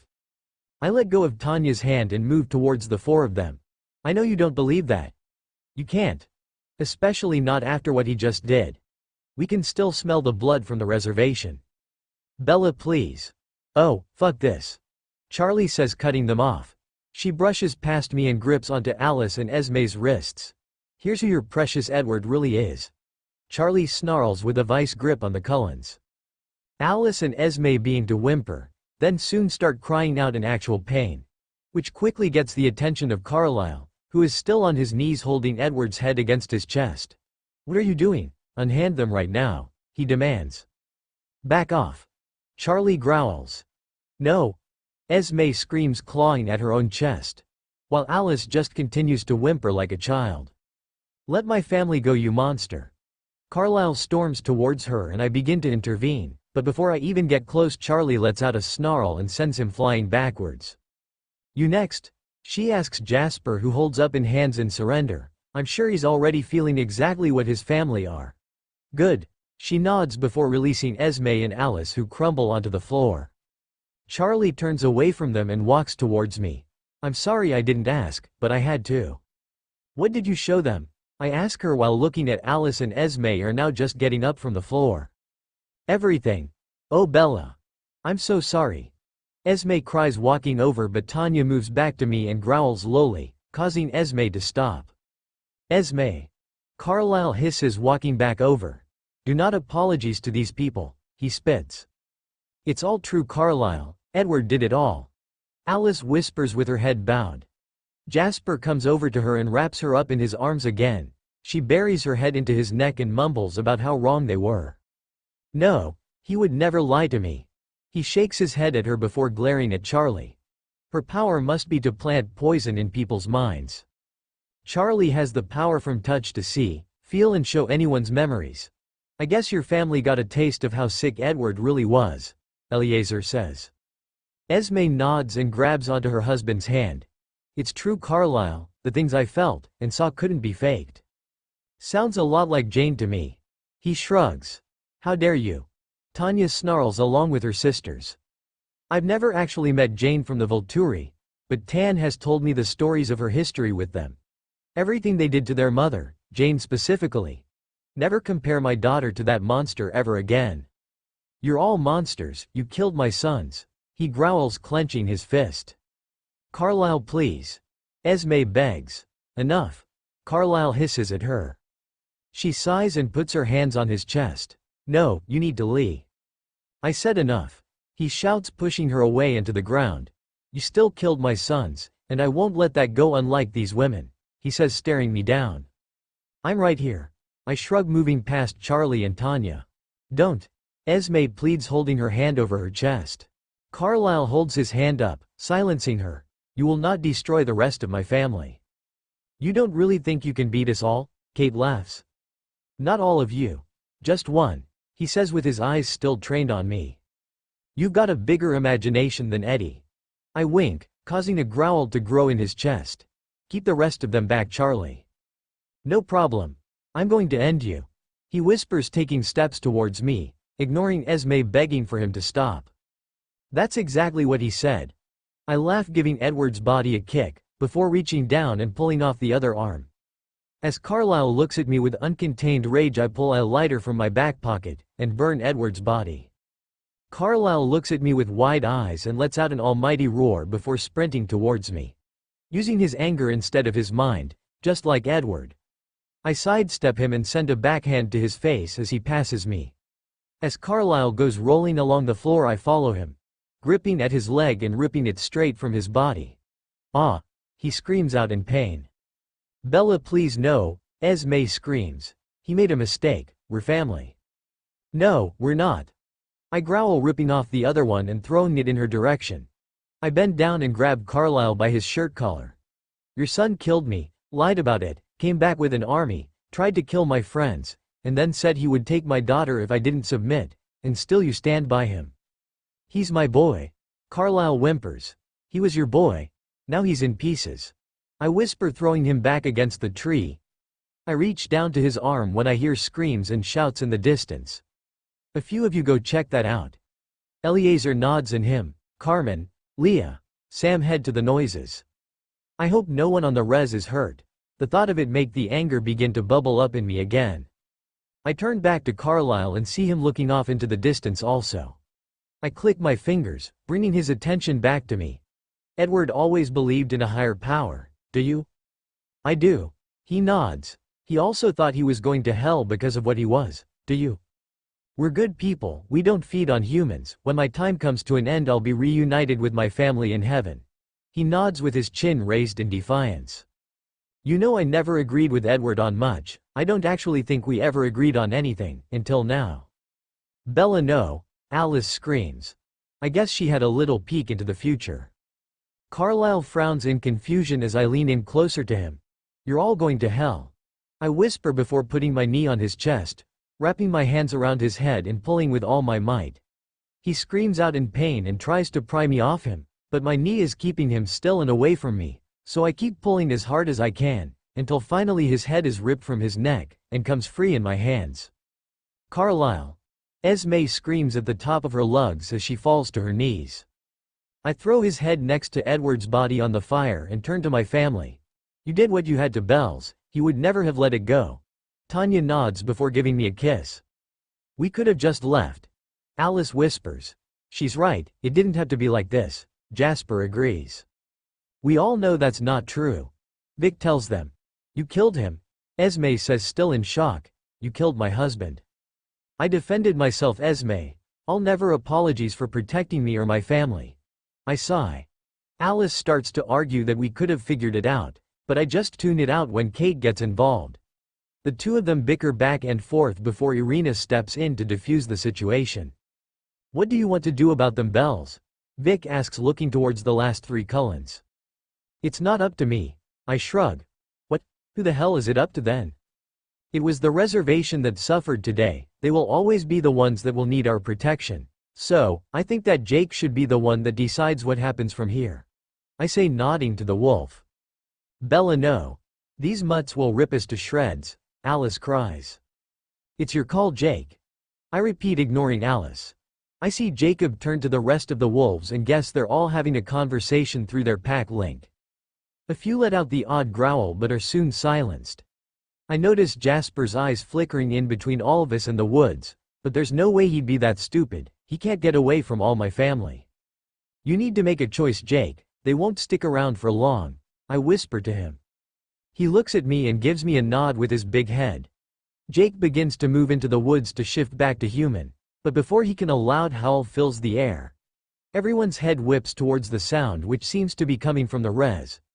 We all stare in shock for a second before racing towards the res as fast as we can. Oh my God. Charlie gasps in shock as we all come to a stop. The sound of cries of pain and sadness fills my ears, while the smell of blood hits me like a ton of bricks, making us all hold our breath. I hear screams of pain and find Eliezer and some wolves ripping apart a few newborns that escaped the clearing. Bella. Carmen shouts. I look away from the sight and see Carmen on her knees with blood coating her hands. No, no, no. No, I repeat as I get closer and see why Carmen is such a mess. Sam is laying on her lap with a huge gash on his stomach that is just pouring with blood. I'm so sorry, it happened so quickly, she mumbles, moving out of my way. I take her place and gently hold his upper body up in my arms. I stare down at his beaten, bleeding body and feel tears sting at my eyes. What the fuck happened? I whisper. Eliezer walks over to us and wraps his arms around Carmen. A couple of newborns started attacking the res. I'm not sure if they stayed here at the beginning or they somehow managed to slip past us in the clearing. When we arrived they were just killing anyone in sight. We all tried to stop them but managed to swipe Sam, cutting him up good when he jumped in front of a kid. Of course, he saved someone. Sam groans, opening his eyes and looking up at me. Hey there, he whispers. You're an idiot. Tell me something I don't know. He laughs before falling into a coughing fit. I wince when I see blood start to spill out of his mouth. I'm sorry, Sam. I say, wiping the blood from his chin. It's not your fault. None of this is your fault. I can help, let me change you. Even though you're a shifter, I doubt it would have an effect. I suggest, looking up at Eliezer, who shrugs. I guess he's never heard of it happening either. Please let me help you, Sam. Sam gives me a smile with a shake of his head. I don't need any help, my time's up. No. I can save you. I whimper along with the wolves and my family who have gathered around us. No, I'm ready, Bella. I now know why I held on for so long. It was to see our family be completed, to see you come home with everyone else. He grins. Now I'm ready, go be with my girls. I shake my head and hold him closer. I'm sorry, maybe if I had just stayed away. No, he coughs, cutting me off. Finding out you were alive and happy was the best thing that happened to me in a long, long time. We need you, Sam. You don't need this old man, you're all doing amazing on your own. He whispers, closing his eyes. Sam. I cry, giving him a shake. It's okay to let me go. Sam nods with his eyes still shut. I'm going home, Bella. Okay. I whimper, trying to be strong in his final moments. Sam smiles with his breath becoming shorter. Emily's waiting for me. He breaths out one last time. I cry out as the wolves all begin to howl as the legendary alpha of the Quileute pack takes his final breath in my arms. Let us go in peace to live out the word of God. Those last words are spoken as Sam's coffin is lowered to the ground, along with the roses that are being thrown on top. The heavy rain is soaking every person here to the bone, but we all pay it no attention and focus on paying our last respects to the amazing man that we all loved and lost last week. Goodbye, brother.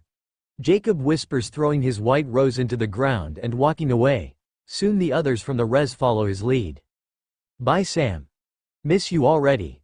I back away from the grave and look up to the sky, taking a deep breath. You okay? Tan whispers, running her hand along my back. No, I sigh, leaning back against her. I'm gonna go for a walk. She kisses the side of my head and hugs me tight. Want company? Thanks, but no thanks. I turn to her and place my own kiss on her cheek. I need some headspace. Okay. Tan nods, knowing I need some time to myself after today, but please be careful. I will. See you in a little while. I kiss her on the lips before speeding off into the forest. After a few minutes of running through the wet trees, I come to a stop at the cliff's edge, watching the cold sea crash against the cliffs with such force. I breathe in the cold sea air and watch the birds fly against the cold, harsh wind.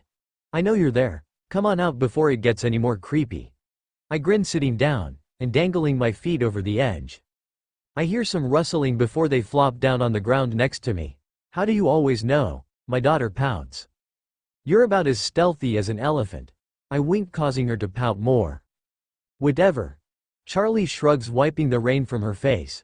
I know you said you wanted to be alone, but I just wanted to make sure you were okay. I'm fine, kiddo. Just needed some time. Are you not worried about the Cullens? She asks. They're not coming back. The Cullens are dumb, but they're not that dumb. The day of Sam's death, when we all came running back to the reservation, the Cullens did a runner, left their house exactly as it was and just ran for their lives. A few people wanted to go after them, but the majority of us thought it was best just to leave it be. No way on earth they're stepping foot back in Forks. If you say so. Charlie huffs. She was one of the people that wanted to hunt them all down. I do say so. I tell her seriously. It's over. They're gone. Now's the time to go back to normal. I don't even know what normal is anymore.